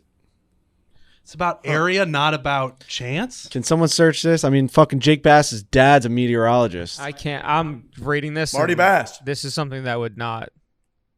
Here you go for Scottsdale, by the way. 0. That looks Zero. really nice. 74 degrees. Chance. That's The fucking percent is perfect. the amount of area coverage or people that will see rain for sure. For example, Wednesday calls for 30% chance of rain. We are 100% confident that 30% of, i.e., Central Georgia, will see rain that day. Dude, Correct. that's way different than everyone else has led to What believe. a bunch of bullshit Dude, from they Big have- Weather. Are they- you fucking kidding me? They have to answer to this. They are fucking frauds. What are we doing here? What? It's called the POP, Coverage X Confidence. So someone brought this up when I was at someone brought this up when I was at Woodloch, and they said, "Oh, there's an 80% chance of rain today, but we may not see that rain. We're gonna be fine. We're here." in the 20%. Like we're you know what I mean. So I'm like, well, that's fucking bullshit. I woke up thinking it was 80% rain. I wore a rain jacket. Dude, that's... Plus, they know what we think. They know that we think that it's the other thing. So that's just deceptive. They're intentionally deceptive. That's fucking crazy that that's true. Fuck Big Weather. What is that move? You can't do that. My fucking back hurts too, dude. I just had to fucking. This podcast is going down. Fuck, dude, So many injuries. Something just hit me so hard. Oh my God. I'm telling It's you, like yawning. am I going to go down next? Is that what's Right. happening here? I'm gonna worried fucking now. Fall off this chair. So I'm looking like Lumbar Wednesday. support. I picked a random place. Rain showers in the morning will evolve into a more steady rain in the afternoon. High 64 degrees. Winds at 10 to 20 mile an hour. Chance of rain 90%. Chance of rain 90%. That is. They're lying. 90% of the area in which you searched Will receive will rain. receive rain based off their prediction. Is that one of the great lies in all society? It really is. Because weather affects everyone. We all look and read and talk about the weather every day. We've all been doing that. What's wrong with you? How do they get away with this shit? You know what it is, too, that really gets to me? Where it's like, all right, tomorrow there's a 50% chance of rain on my app. But really, I could have 100% chance of no rain in the area that I am in, is what they're telling me. But you could also have a 100% chance that there is That rain is in your so area. fucked. So they don't know anything. They know generally that it might rain. They don't know where it's going to rain. They don't know how much it's going to rain. They don't know when it's going to rain. They know that it might Right. rain at some point. If they're going to use this system, they have to tell us what 50% it is. I want a percentage. I don't on- think they're that specific. I don't think they know that. I want to Well, they know gotta when figure it's that going to out. rain. How come Dark Sky, not to give free ads, but that app Dark Sky, how come they let you know in 4 minutes it's going to rain? That's fucking... Because I think then they've got you pinpointed. That's close enough with regards to the forecast of like it is drifting over your head right now. Because I get those weather prompts as well, just like, And they're legit, hey, 10 dude. minutes, like you're going to get downpoured So I on, guess- so probably want to take shelter. Regularweather.com or whatever, they're speaking to a larger audience, not somebody who's pinpointing. Big on weather's that. a joke. Well, I think if you had weather.com, like their app, they would start to do the same thing. Like, I think that's even in like what I use or something, because you can get those notifications of, hey, now we're close enough. Now the rain is like a couple blocks away. Like it's about to be over your head here in a second. I'll say technology has gotten so good that if you really, really want to look at it, like radar, and you do like the 24 hours in advance, it's like pretty spot on. Yeah. They have to clean up the percentages, though. We've been lied to our whole lives. I just feel like my dad, who's just an outdoorsman, he just knows what's going to happen better than people looking at fucking screens and shit. No offense. There's to Marty, fucking but I feel old like he's ladies just like, out there. It's getting a little chill. That means like tomorrow morning it's going to rain. Like I feel like that's more likely than these fucking guys. It's old ladies that their knees start to like crack and creak, and they start to get a little pain on the inside of their kneecap. Like, oh, here comes the rain. Yeah, or when your dog starts pacing around and panting, like, oh, storm's coming. Yep. Some guy told me that I might start to feel a little tingle when I get older because my nerve was messed around with. That I might start to get a little tingle when the weather's coming in. That's awesome. That was actually. that was my Uber driver who said I was going to lose feeling in my hand because he had the same thing. I'd love to have a part of my body start to ache when a storm's coming in. Dude, your whole body aches when a storm's coming in. Me? Yeah. No. I'm not there yet. Probably soon though. What are you, 42? My finger will do that. My finger does that a little bit. I got titanium plate holding this thing together. What? My finger will do that. What happened there? Yeah. So that's why your putting blocked- looks like that.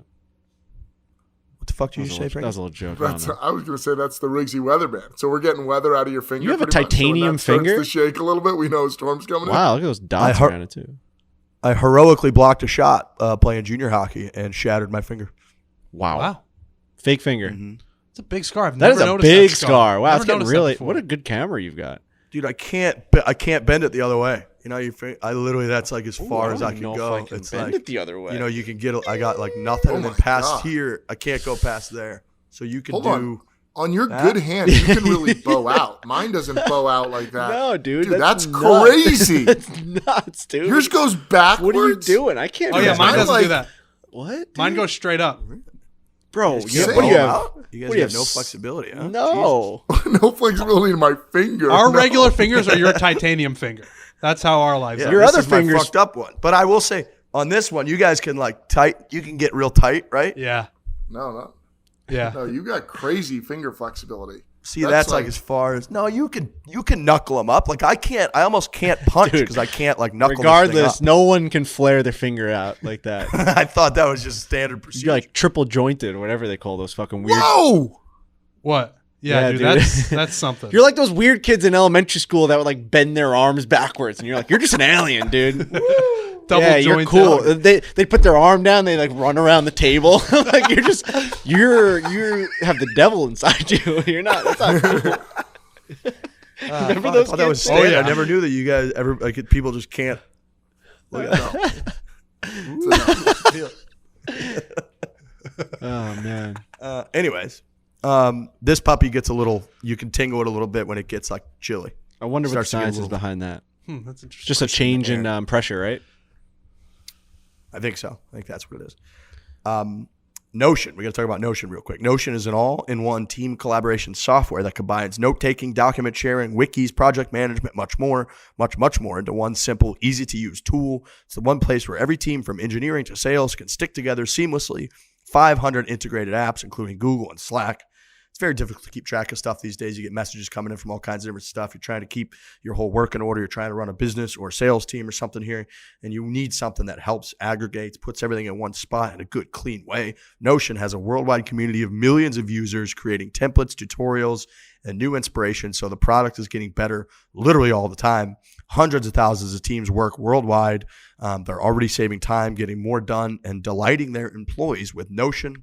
Find out how Notion may be the missing piece your team needs to fully unlock the promise of and remove all the pain from remote work. We're all doing the remote work. We do this podcast remotely now. You guys are probably doing a lot of remote work in your field, your world, your profession. Go to notion.so and use the promo code FOREPLAY. That's one word, FOREPLAY. Okay, notion.so, promo code FOREPLAY. You get $250 off its annual team plan. So that's $250 off. Great savings.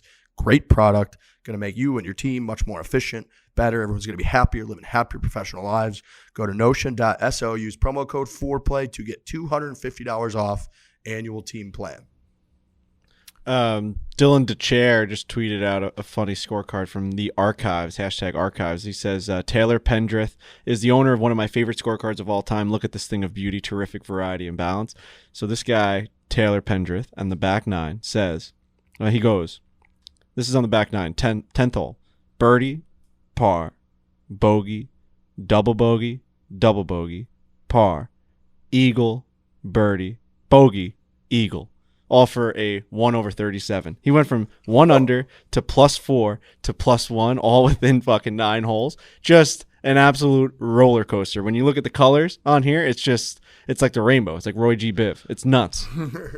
How can you play that erratically? I don't know. You know what I mean? Dude, in 3 holes, he went from even to 4 over, and then from 4 over to 1 over. And so it was like a arc up and then an arc down. It's fucking fantastic. Wow. Yeah. Golf's an incredible game. He probably felt like he was playing the same game the whole time. Just right. like nothing was different. Doubles, eagles. Like how in the literal fuck is the same person doing this crazy different shit out here? Fuck. And you can look Same at it both game, ways. You can be like, man, if I didn't have those doubles, I would have had an all-time 9. But also, if you didn't have those eagles, you would have had an all-time bad 9. So it really is a fucked up sport. Back to From the Gallery. Jordan says, you're woken up in the middle of the night to someone breaking into your home. Scary. Only thing you got at you besides your bed is your golf bag. What club are you grabbing to protect you and your family against the intruder? 4-iron. 5-iron. Wedge. 60-degree wedge. Oh. I was going to say 60-degree wedge, or depending on your putter, maybe a putter would be a good one. Oh, yeah, It's my got mallet could fuck somebody up. Gruesome head on it. Yeah, Frankie, don't you have some nasty back on your putter? The Aramore, whatever the fuck that thing is would called. hurt. Yeah, you can kill it. Oh, yeah. You take the Frankie If I putter. backhand that thing into his skull, it's one of those things where you have to like rip it back out because it's got the fangs. Woo! That's what I'm saying. God damn. Family safe with Frankie around. Frankie and his putter. I'm changing my answer to the Aramore. Yeah, you have to. It's It's the same putter Tiger used when he was fucking around with a mallet. Yeah. Yeah, he almost won the British Open at Carnoustie with that thing. Yeah. I just feel like a 5-iron. I just feel like is just a weapon. I get what you guys are saying with the wedge, but I think we were thinking of like length and stiffness of a 4-iron. You know what I mean? When you think of a 4-5-iron, you think of that just flatness, and Seems it's basically a club. yeah, the most like a baseball bat to me. But I agree, a wedge has the strength to it. It's just compact. Yeah, a 60-degree wedge is just ow. When you hit That's a what you could 60, do to somebody's fucking face or No. their ribs if you hit them with that wedge coming in like a bucket. think about what you do when you nick your ankle when you're walking. Your ankle bone the with worst. the wedge. Fuck. that outside bone right there on your foot and ankle. Yeah, you just fall next to the green. Everyone's like, "What happened?" I just nicked my fucking shit. Yeah. My goddamn wedge. You got that? You can't speak. You're like I just That noise.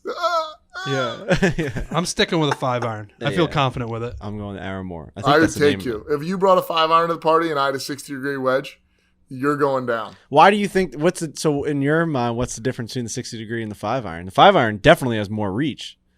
More reach, but just the strength of the 60 is just like, it just feels so heavy, and it all comes on like a straight line. Like, it's more of like a knife rather than like a blunt hammer is the way that I'm thinking about it. Yeah. I would love to get to another question, honestly, but No, this is good. I think that the 60 would do the most work. Yeah, upon impact, it would do a lot. But where I think if we both whack one another, like that, the knife of that wedge. Yeah. Right, that'll enter a body. Yeah, I guess the butter knife idea of the 4 and 5-iron, like how it's flatter, may just be like a smack across the face if you catch it the right way. You know what I mean? If you just get that face. I mean, any face smack now, we're going down. The I'm intruder's saying down. The edge of the wedge is the deadly punch. Yes, where you might wake up from a 5-iron to the face. I'm not saying that's guaranteed. A 60-degree wedge to the face, I think that's it. I think that's all we're doing. And there's probably a chunk gone. There's something bad has happened upon impact. Like you're saying, if impact happens, you're in real trouble. With any club. Yeah. Woo-wee. I like that Dan question. says, that's a good one. That's a good one. Dan says, going to a tour event in a few weeks. My buddy said he wants to bring a rangefinder so we can get distances while we're following the players. I told him this is a total douche move, kind of like the guy a few months ago wearing golf glove, drinking a beer. Binoculars are fine. Rangefinder, huge hardo move. What do you guys think? You can't. Hold on. So rangefinder to know how far away the players are? Yeah, or like if somebody's in the middle of the fairway hitting a shot, you want to know how long he that wants guy to know the shot distances of the guys he's watching. Oh no, I mean, I'm not going to do it. If my buddy was doing it, I'd laugh at him, but I also would be somewhat interested to know that like the player was like 1,000 yards away, or like if they were like 260 and like going for it, I would like to know that. So it's a no for me. But if my buddy did it, it'd be funny to have a few beers about and like laugh, but also know the information would be slightly a positive. Yeah, that is true. It's an idea. It's something that I would never, ever do. But also I would keep asking him, like, how far away is he? Like, I would want to know. I'd want to know. Also, like, how are you triangulating triangulating this guy? Like, we're 50 yards away because we're in the rough. This guy's in the right side of the fairway. Like, are you doing like a small calculation you have to get that information? Like, it's not that accurate. Like, true. I mean, we can all kind of guess how far. Oh, he's probably like 180. You're going to get to that information in more detailed, like in the time that's needed? Probably not. That actually would be a fun game, guessing. Oh, yeah. Yeah, but he's guessing too. Like, if you all just be like, how is it from here? Yeah, you can do what is it from here? Or you can all agree that like we're 50 yards into the rough, whatever, and then you can just start guessing numbers. I think the triangle is pretty accurate. No? You to the pin, you to the player. It's quite a bit of math to get. It's not quite a bit of math. You just minus what you are to the player right? Isn't that? Well, so if you're in it's the a little rough, different angle. Yeah, exactly. They're in the rough. Okay. They're in the fairway, and say it's a small dog leg right or left. Then you have to know the actual angles of the triangle itself. So like you'd have to be on a right angle to get to the acute Pythagorean theorem there. It's not an easy. It's a guess. Base times. Now, if they brought out the what was that semicircle thing that did the angles on it? What was that thing? Protractor. Protractor. Now, if they had a protractor there and first brought that up to lock in the angle to the player and then did it, now then you just got to get a new friend. What if they had a protractor? Sounds like a good time. I'll be honest. Protractor sounds like a good rangefinder time. Just out there like betting $5 on the angle. Protractor rangefinder. We got to invent that where you shoot one thing, shoot the other thing, shoot like the ground where you're standing, and it kind of just fucking does the triangle for you. Just for this guy and spectating players and wanting to know their distances at PGA Tour events. It's a small market. Time you'd ever use it. It's a niche market. The rangefinder doubles as a binocular. You can zoom in and see stuff a little bit better. So I don't hate it. I almost think it's a hardo move to be calling it such a hardo move. Like, just you want to bring your rangefinder, bring your rangefinder. You're gonna look like, if they catch you on the broadcast, you're gonna get roasted. Big time roasted. You would get memed and screenshotted to death if you're back there. You're back there with your fucking golf outfit on, and you're in the crowd with a beer and you're range finding shots. You're done. You're on Twitter.com. You're done. It's over for you. That's the risk you run. So do it or not. I think you're right. Colton says, what do you think of a golf all-star weekend? Similar to the NBA or NHL that has different events, longest drive, closest to pin, putting contest that's like three-point contest for basketball, et cetera, et cetera. That's something Greg Norman should consider. It'd be fun. Because the PGA Tour will never do that. But there could be something you could do. Golf is such a sport where there's different things that you have to do out there that you could create events around that. I think it's not the worst idea. No, it's not the worst idea. Putting contest, long drive, got to hit the fucking glass. I mean, flop shot over, a million miles up. You could do things kind of like just that. Reminds me of The Big Break. Remember that show on Golf Channel? Yeah, definitely. Remember they do those fucking challenges and shit? That's sort of that, except imagine it's with Rory. Imagine going up there and they're trying to hit it as far as they could. I think it'd be pretty fun. It would be pretty fun. It would also add to the team aspect that I want to initiate in PGA Tour. Bring them all together for a week. Yeah, then we get to have the discussion like, oh, why is he skipping the All-Star break? What's he doing? That every other sport gets to do that we don't get to do. Scott said, I have a note from the scramble versus Danielle Kang when Trent almost hits Lurch with a post-shot frustration club flail. His immediate accountability afterwards gave me chills. He said, sorry, I got to stop doing that. We're playing together. I got to stop doing that. He said, what a wholesome moment from Trent. I have no recollection of that. I don't know. You tossed a golf club? There was a time where, and I think I was almost too close to you. So is this guy giving a lot of props to Trent, being like, what a good guy he is? Sounds like it. I think that he was just saying that he kind of felt that whole experience and on a human level. I think this guy really just resonated with that experience. I don't know why, but he did. And accountability is important, Lurch. True. It sure is. No, but I mean, I also don't know what he's talking about, but I'll take So there was a time, it was early on in the day. It was that par 5 where I was the only one in play, and you guys sprayed it every which way, and then I hit a 3-wood up the left, and we had a short wedge in. I actually made a natural birdie on this hole. Not to give myself a little credit, but I guess so. It doesn't feel like you are at all. But anyways, you took a wedge and said like, shit, or whatever, and then kind of went. I think you went just like dead back this way, and I almost walked right into it, and I was like, ooh. Watch out for that thing. And then you apologize, and we went through this whole gamut. There's members of this podcast that have golf brain. Riggs has it. Lurch has it to a degree, but Riggs definitely has it. I don't think Frankie has it in a crazy way. I think I'm similar to I think actually I'm never mind. I'm slightly, I think, improved from you or Frankie. I think I'm way below. And another guy who has golf brain is Dylan from Bandon. I noticed that he has golf brain. A lot of caddies have it. But it's the ability to recount shots or things that happen during a round of golf that I simply do not possess. Like when we do these confessionals, those are tough. Like we did one for Bandon, E-Bug and I, like a week or two ago. And it sits down and he's basically talking about, he's like, all right, talk about what happened in the round. And I am just a blank slate. And I've watched Riggs do these, and he is a computer where he remembers every shot. He remembers not only his own shot, but other people's shots, where they are, what they made on the hole. And it is incredible. It's incredible. And I just don't have it. But it's also infuriating for me because I can remember all that stuff. And then if I book a flight, I can't remember what week it is, like what day it is, what airline, what time maybe is. I can't remember anything. I don't remember what we talk about half the time. People be like, my mom will call me a comment on the show. And I'm like, totally, it's a normal work day, soap, nobody's drinking or anything. I'm like, I don't remember anything from the show. I have no idea what we talked about on the show. But take this particular situation that we're talking about where I guess almost killed Lurch or hit him in the face, like that last hypothetical, and I have no memory of it whatsoever. Yeah, that other question about what is a more painful club, what helps protect your family more.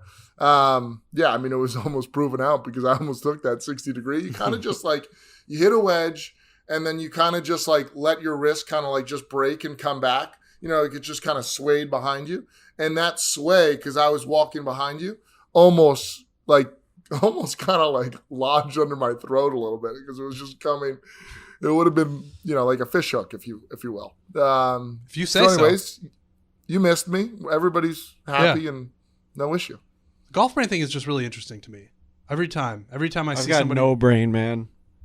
It's interesting really? To me too. Can't remember shit. Why can I remember that and nothing else? Because also there's, outside of that, they'll talk to old professional athletes. Like they'll talk to an old baseball player. Like I think it was Ted Williams was doing an interview one time. And he remembers specific pitches or specific moments during his career that there's no reason for him to remember. Like he'll remember if somebody threw him a curveball instead of a changeup during a particular situation. And I'm fascinated by that. And the golf brain thing is similar in my eyes, where some people can just remember the shots that not only they hit, but that other people hit. It's just interesting. I kind of just float through life right now. I've noticed that. I just don't retain any information. This has been happening for the last 3 or 4 years at Barstool, where I just do my tasks. It definitely happened when I was working closer with Dave. It was just get through each day. Make sure that the singular focus is to make sure that we get today done. And I don't remember anything that happens before or after it. And it's just a clean slate each morning. Don't remember what happened yesterday, the day before that. So I do need to start doing some brain games or something, because I'm not remembering anything recently. Anything. Dude, somebody at Bandon asked me where I came from. Literally where I came from to get to Bandon Dunes. To be fair, that's a tough question. I get that sometimes, and I have I had no idea. I was like, Oh man, there was a plane. I kind of like flew. Oh, it's a city. Is it Scots? For like people I that literally travel a lot, no that's idea. the hardest question in the game.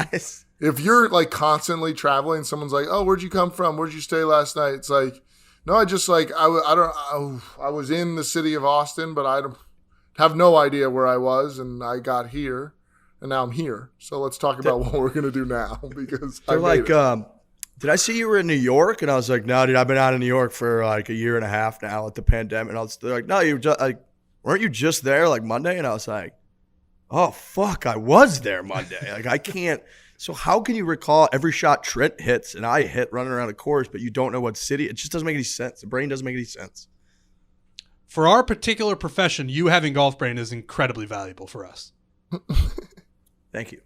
I think it's big. All right, boys. I apologize, but I got to hit it. Okay. I got to get on my merry way. Good luck It's with been the good back. seeing your three faces. Thank you. I'm going to give it a little stretch, actually. Okay. And then I'm going to walk it out. I got about a half-mile walk here.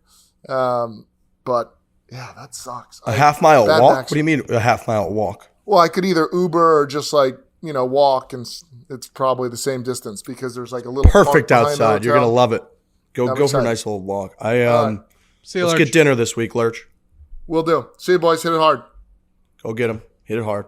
All right, this Lurch exit brought to you by Shopify. More than just a store. Connect with your customers, drive sales, manage your day-to-day.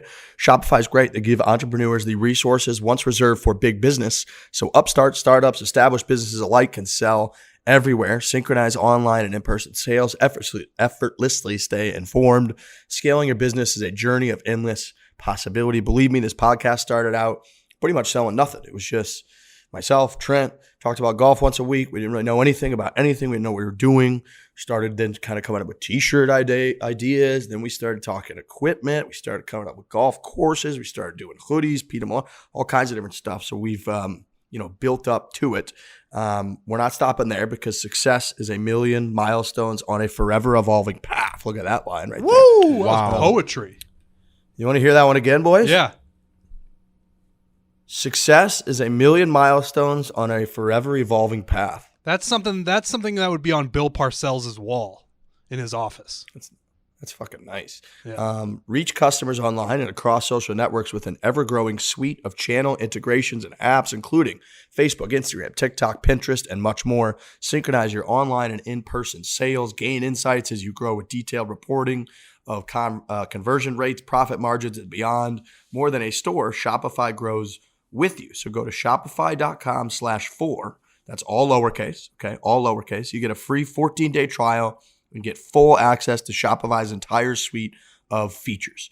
That is shopify.com/Fore right now. Shopify.com/Fore. You get free 14-day trial. That's all lowercase and get full access to Shopify's entire suite of features.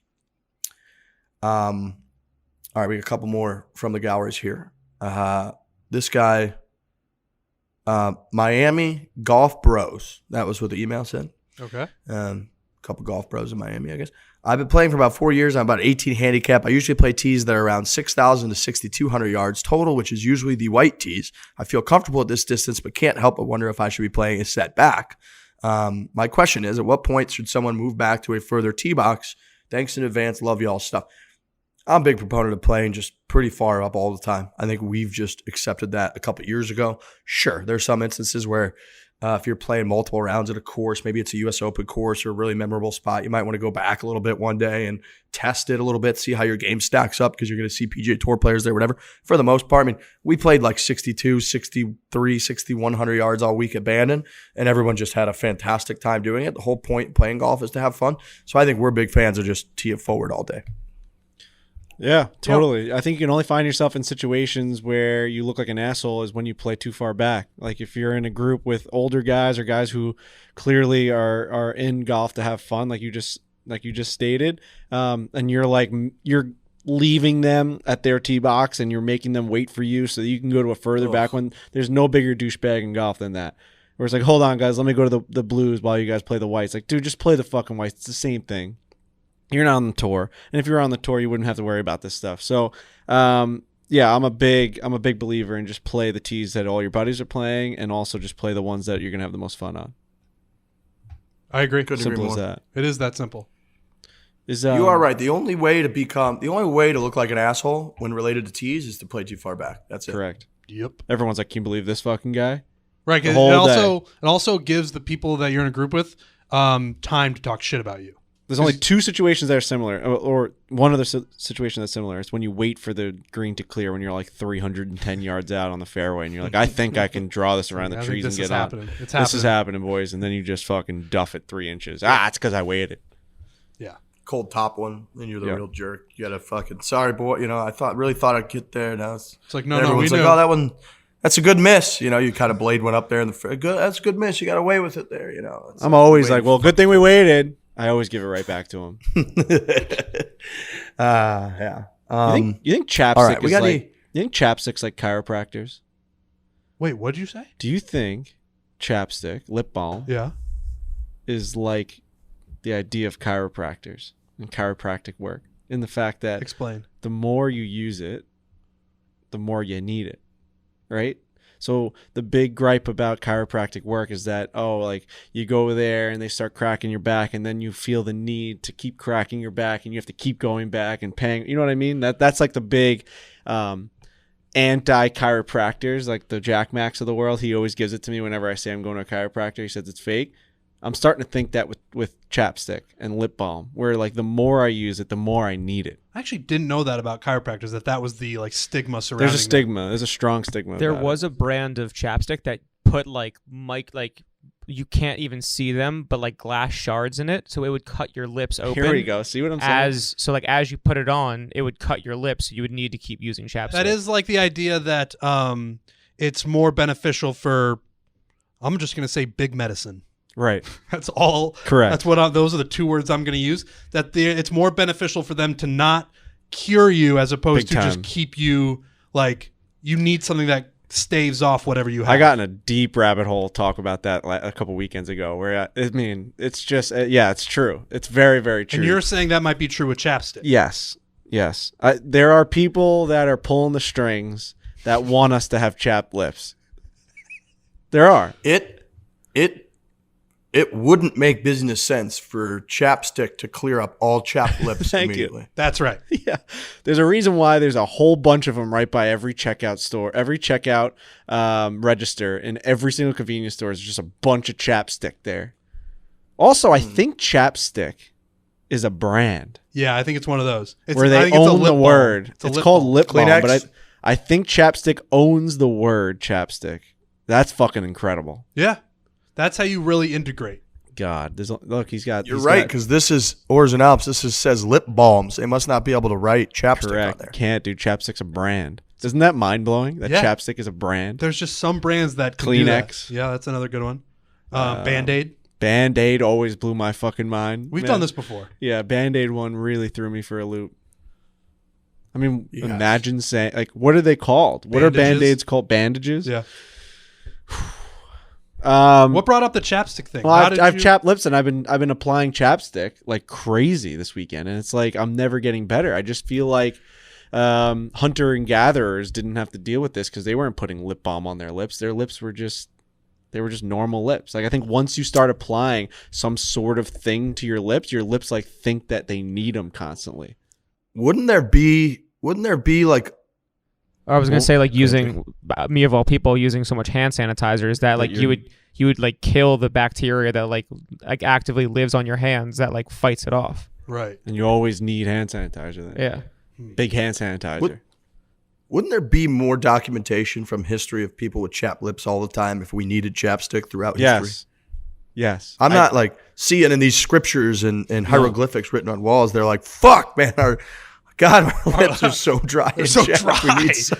Everything is fine except we have dry lips. Those Lips Roman emperors were sitting there getting grapes fed to them and drinking wine. They had chapped lips. No, thank you. Yeah, but throughout history, no one used sunscreen. And then in 1938, that's when sunscreen was created. That's a good point. So it's one of those things where just because we didn't have it doesn't mean we don't need it. They may have had skin cancer a lot back then. Probably more. Maybe they were just walking around. Maybe every Egyptian was just walking around with chapped fucking lips. Maybe, and we don't know. That's not a part of the history books. I do think they were better about protecting themselves from the sun with articles of clothing. They wore like giant fucking hats and they wore like full garbs, I feel like, more often, maybe because of that. But what are you going to do about your lips? You're going to wear like a fucking mask all the time? No, I know. It just felt to me like one of those things where the more you used it, the more you needed it. And there's specific brands where like cocoa butter and, you know, all the girls are out there trying to make them smell good and taste good. And it's like, there's no way it's making, like I've used the cocoa butter one and it's fucking awesome, man. It tastes like almond. But it's not helping you. And like, it just makes you want it more. Now I forgot my chapstick at home and I'm fucking freaking out. And like before I started using it this much, I never thought about my lips. Right. The more enjoyment. Once in a while you throw a lip balm on when like in the winter when they're really chapped and you're like, oh, I felt really good. The more enjoyment you get out of your chapstick, the less it works, I would imagine. Like you want the most medical grade chapstick you can get because that stuff's actually going to help. This Oars and Alps one says Sunny Mint on it on the bottom. Ooh. That stuff is good, though. Whoa. Sunny Mint. That's nice. And that's got the SPF, the Oars and Alps. Yeah, 18 SPF. All right. Well, I guess we're fucking out on chapstick now. I don't know. We're not because I need it. I think. I want you to know that I really almost never use chapstick and my lips are never chapped. Yeah, they do look moist. Same. I'm not a chapstick guy. I've used chapstick maybe 4 times in my life. Never had a problem with your lips? No. 4. Maybe 5. You're like one of these ancient motherfuckers running around with That's no chapstick. pretty rare because I would say, what would you say a percentage of people that have chapstick in their everyday full of pocket things? You know what I mean? You got your phone, your wallet, your keys. Do you think chapstick? 80%. You'd say 80% are carrying chapstick around with them? 70%. What? Is that number too high? What? I was going to say 15. I was going to say 30 or 40, yeah. I feel like a lot of people use chapstick. Really? Oof. All right, maybe I'm going to stick with 70. Although now it feels I'm not saying you're I'm going right to go out in the wrong. office. I'm going to do this. conduct a poll. I'm going to conduct a poll in the office. If you have chapstick in your Scientific pocket. research from Frankie. Ask 10 Conduct a people. poll. You want me to go right now? No. I'm going to go right now. I'm going to ask Yeah. 10 people if they have chapstick in their pocket. I'll come right back. Okay. 10 people. Okay. Make it easy. Oh, man, my number's going to be so wrong. I mean, now you guys got me thinking about it. 15%. I said 70. What am I thinking? Well, I think like having it in your pocket is like an aggressive thing. Like I'd say generally speaking, people have it. Like in your backpack. But on your or person. I think on your person person would count. At your desk, in your bag, in your pockets. I think all that counts. If it's readily accessible with you, and that counts. Frankie's going to come back in here, and it's going to be a whole different discussion about Yeah, something but you else. could see him going to like Tommy Smokes. You can see him going to people who he knows has it. But I think his number was lower, so he wants people who don't use it. He wants people who don't have it. I guess I was thinking about just like any and all things that a majority of people would carry on them, and I feel like there's not that many things in the world that would be over 50%. Right, so you start at cell phone. That's about 100% these days. Cell phone, wallet, keys. But those are all three. like personal use like requirements that you have to have. Would you say more people have sunscreen? Talk about a consumer product. Sunglasses or chapstick? Do you think more people have chapstick or sunglasses? Chapstick. Ooh. It's a good comparison, though. Because like in Arizona, I'd imagine everywhere you go, like New York, it's different. We're covered by like buildings. In Arizona, I'd imagine everywhere you go, you need sunglasses. Dude, you got to have, I eventually had to go buy like 6 pair of sunglasses more on Shady Rays because you need them here everywhere. So you're right. It's probably way higher here. And you're not really going to, I mean, I guess it is pretty dry out here. So people were probably into the chapstick thing. But there's not that, like gum. How many people are carrying gum around? 5%. It's hard to find gum. I've tried in this office, and it's hard to find gum. Really? Yeah. Fuck. People don't have it. More people definitely have chapstick than have gum. No doubt. I think you're right. Sunglasses is a good one because a lot of people have sunglasses with them all the time. Frankie's definitely just arguing with somebody out there. He's got lost in the sauce, I'm sure, and he's arguing about like some minute detail about Chapstick and whether like, do I have to have it on me or does it have to be near me? And Frankie's just yelling at somebody about it. Do you think an hour and 45 minutes into the show, it was a big mistake for us to tether ourselves to Frankie returning to the show? Yes, because if you go back and listen, when he asked, should I go out there and ask 10 people, I said no. I immediately said no because, he's back. Okay, don't tell me the number. Wait till you get to a mic. Frankie's walking behind me now. I got caught in I got caught in the circle that is the yak. Oh, so they brought me in there. Now those are 10 wacky dudes, right? Behind the glass, you've got Za back there and TJ, and then in the room you have Big Cat, Brandon Walker, Owen, Nick, KB, and then who else did they have in there? Oh, Sass wasn't there today, but Jerry was in there. So we had about 10 people. Okay. So I asked them, do you have Chapstick in your pocket now, or do you use Chapstick as part of your watch, keys, all the things that you grab in the morning? Yeah. Mm-hmm. 1 out of 10 people said that they do it. And it was Nick. He said he forgot his today. His lips are extremely chapped because he forgot his today, but he's the only one out of all those people in that entire room on that radio show that uses Chapstick on a daily basis. I was really, really wrong. Yep. Really wrong. Do you think there's a big difference between women and men on the percentage or no? I would assume that 90% of women, 95% of women have Chapstick. Well, also they do the purse thing. So I feel like purse, they just have shit in there. Yeah. I would love to go poll 10 women out there and see. Yeah, but me and Trent were saying if we tether ourselves to you returning, anything could happen. You could get into like a Halloween argument out there. I did a whole episode. I did a whole round of Family Feud while I was out there. I knew you would get caught up doing something else. It said you're a bit like a child in that way. Family Feud. It said, what are the top animals used for transportation? You guys go ahead. Horse. That was number 1. Riggs? Do you have to ride it? Used for transportation. Top animals used for transportation. 10. You said, a mule? 9. Incorrect. Sled dogs. Dogs was the third answer. Elephant. That was the fourth answer. What's the second answer? You've got Camel? 10 seconds. Correct. Camel? Correct. Okay. It was horse, camel, dogs, elephant. Family Feud. I got them all right. I didn't really get them all right. You got all of them? I got horse, and then the rest of the group helped me out with dogs, camel, and elephant. I said elephant, but I'm a little I surprised said ox, and then I also said donkey. I thought maybe, I don't know. That's up there with mule. I pictured them going down Grand Canyon on the donkeys, the mules. Yeah, same. Camel came to mind early for me, but then I panicked and was like, is that just in like movie? Do they really use camels? I don't know. That's such a foreign world for us. All right. 10% of the guys out there, huh? Fuck. I was way off. 80? I can't believe you led with 80. Confidently, too. Yeah, you did. Really confidently. Yeah, to lead with it. Like, 8. What do you think, boys? 80? That's got to be right? Yeah. We were just like, what? What's with me? What are you talking about? All right. All right. Well, I guess we got a couple big guests this week. So I think on the next show that we put out, we should have a nice guest or two for the folks out there. Yeah. Totally. No doubt. All right, boys. Well, I think that's all I got. So if you don't have anything else, I'm going to say hit it hard, and we'll see people Thursday. Hit it hard. Hit it hard.